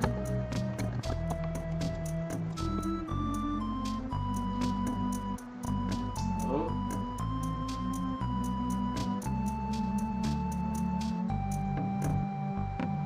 Oh, damn, what did I just do? Why? Oh, why did everything get highlighted? What did I press?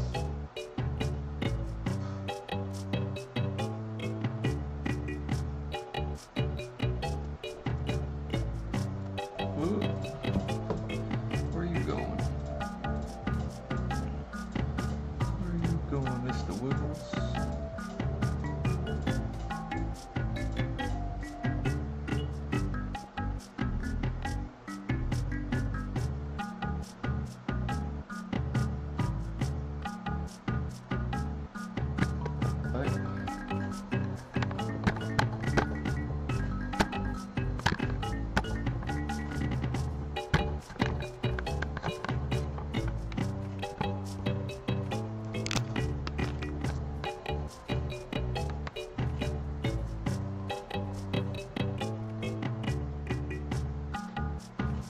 that's not holding.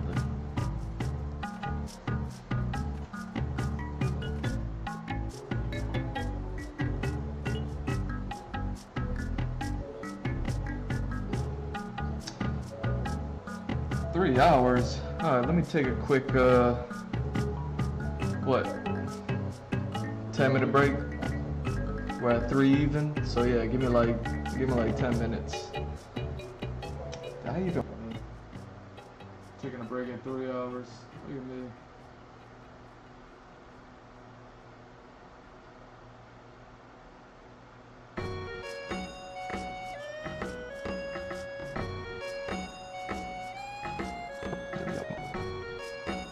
Alright, 10 minutes.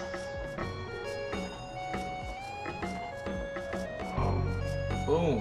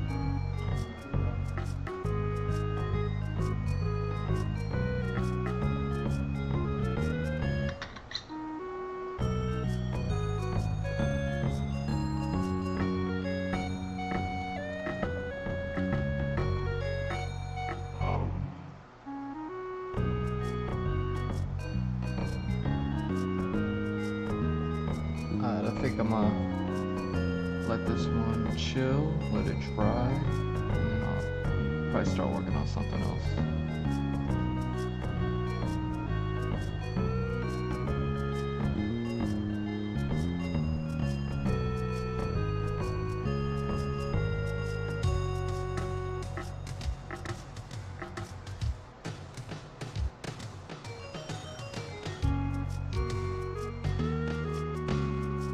Alright. Start inking. Sharpen a whole lot of this up. The spots.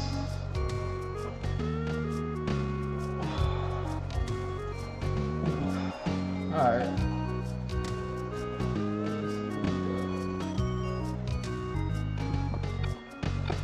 Alright.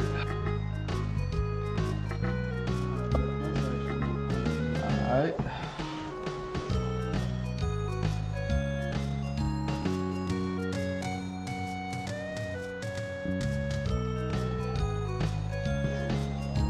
Something like that.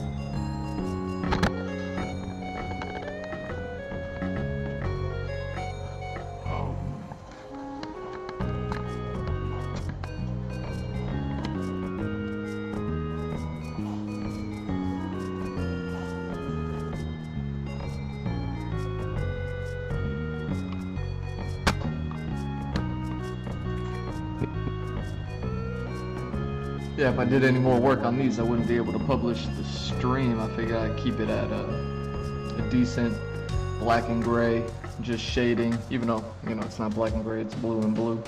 But you know what I'm saying. Keep it at the shading, that way this video will be publishable. And then, yeah man, let's just pick up something else. I wonder if I want to let that one continue to dry, if I want to just...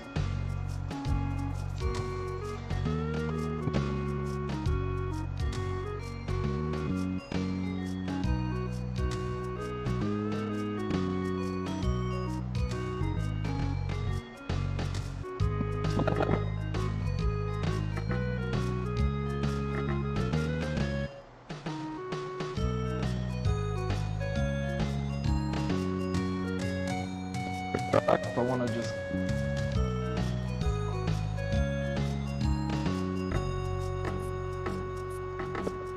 Oh yeah, and I found my micro pen. It was hiding behind a book. Yeah, I found it.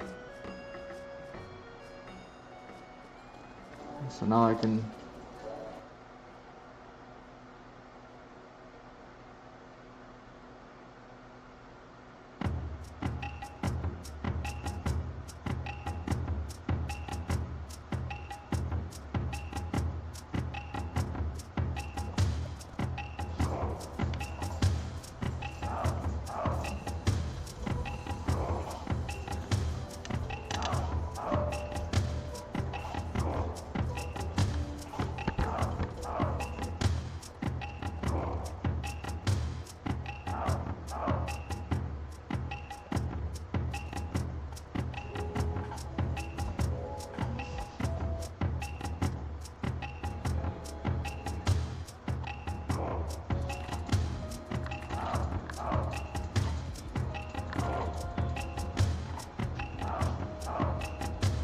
Yo, JJ, what's happening?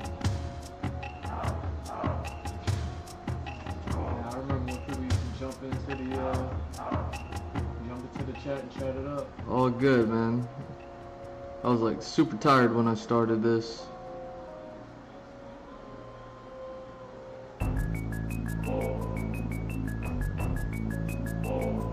Here I am, what? Oh, dang.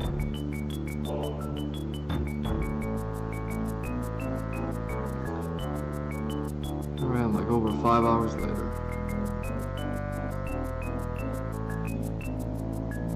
How you been, man?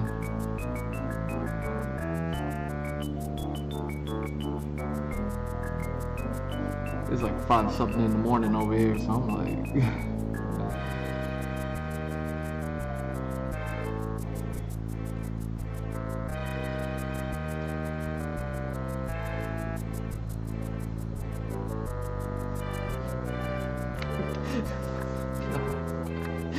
No. No. Oh my god.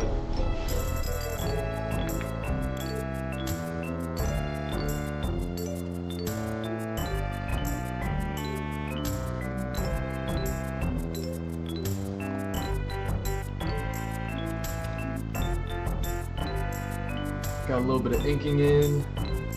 And yeah, man.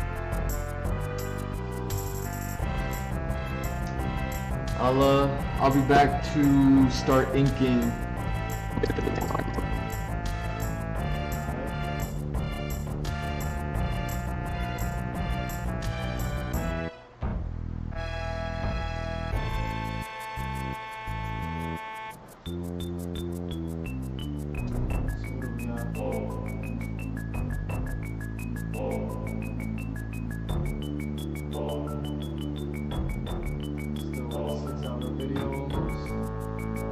Cut out like maybe 15, 20 minutes out of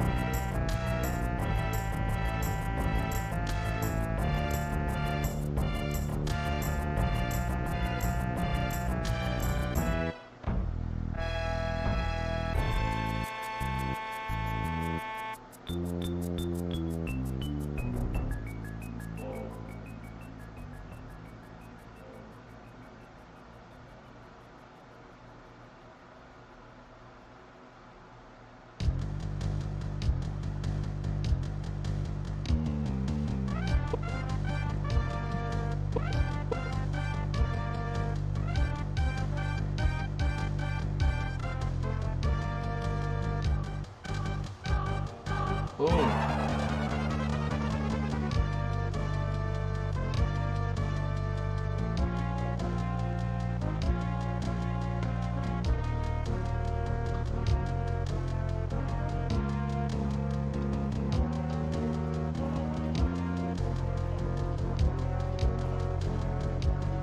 Is it weird that I hear like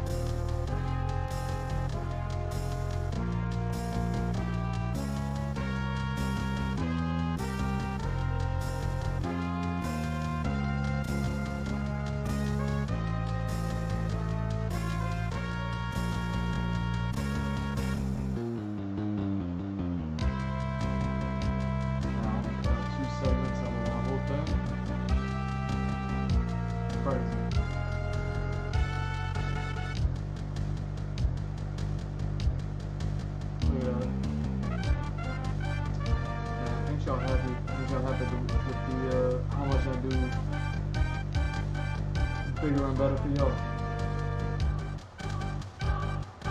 A 6-hour video. I only got like maybe a couple of minutes worth of like actual talking going on in there. You know, maybe a few minutes worth all in all. Look at how I do it for y'all. What did we do? What did we do? Like 4 hours so far? Might actually even just call it like 4 hours. I mean, now that I don't have any shirts to iron, anything to do, I've been doing this and that. I've been doing everything. Like, so unless like some emergency happens, like I should be able to come back tomorrow. So I'll probably be back tomorrow. But yeah, look at me doing it bigger and better for y'all. You know what I mean? Look at me doing it bigger and better for y'all. Then streaming 4 hours. Probably spent a good 3 hours just talking. Catching y'all up, not even all the way, not even catching y'all all the way up. GMF on X, go ahead, follow, like, and subscribe, all that stuff, you know what I mean? Get notified every time I tweet something crazy, you know what I mean? Take some hot take, get inspiration, get the inspirational going, get the everything going, you know what I mean? That'd be the place to do it. But either way, yeah. I think I'm gonna call it, man. I want to thank y'all for stopping by. Thank you for watching. I'm GMF Drew. It's at GMF Drew on all socials. Follow, like, subscribe, all that good stuff. GMFDrew.org, the website. It's right there. You've been looking at it all night. Link is in the bio. Check it out. Links everywhere there. I got merch stores. Buy all of the merch. You know what I mean? Check it all out. Buy it all. You know what I mean? Makes a great gift. Always a sale going on. Code 2025 gives you 50% off some of the stores. Another code gets you probably something else on another store. And then I got a 4th store that's still under construction, but you can still buy the stuff that's on there already. You know what I mean? More merch gonna be coming soon, but you know how I'm doing. Priority is on the comic book, so you know what I mean. Tomorrow, more video edits, more renders, and more comic book action coming your way. It was either don't stream at all again for another day, and you know what I mean. I can't leave y'all with too much, so I can hopefully I brought it. You know what I mean? Not even hopefully, I know I did. Either way. What else do we got? GMF Drew on Patreon. You can follow. You can join for free. I cater to the free folk, cater to the free followers. You can follow for $1. You know what I'm saying? And much love, appreciate y'all, you know what I mean? And support is appreciated. And I'm still just trying to get the numbers up. these days. Thank you for the follow earlier on YouTube. I guess the YouTube notification, or maybe I just missed it. You know what I'm saying? Either way. And then, yeah, commissions. You can get commissions on there. So you know how it goes. Get a commission. Super flexible on the commissions. Get some emote designs. Get this drawing. Get that drawing. Makes a good gift. More details on the Patreon page. More details on the YouTube home video page. And then, yeah, OnlyFans. SFW, Safe for Work, Kettlebell Functional Fitness workout videos if you're into that whole thing. You're trying to get your whole fitness life thing going on. 50% off, no code, no nothing. You just gotta join up. And then hundreds of videos. You know, 6 workouts, 6 days a week, and 15-20 minutes. Y'all got 15-20 minutes. You can do everything you see me do in there with no weights. So no time, no weights, no excuses. It's the whole thing that I do. And yeah, man. Love y'all. Peace.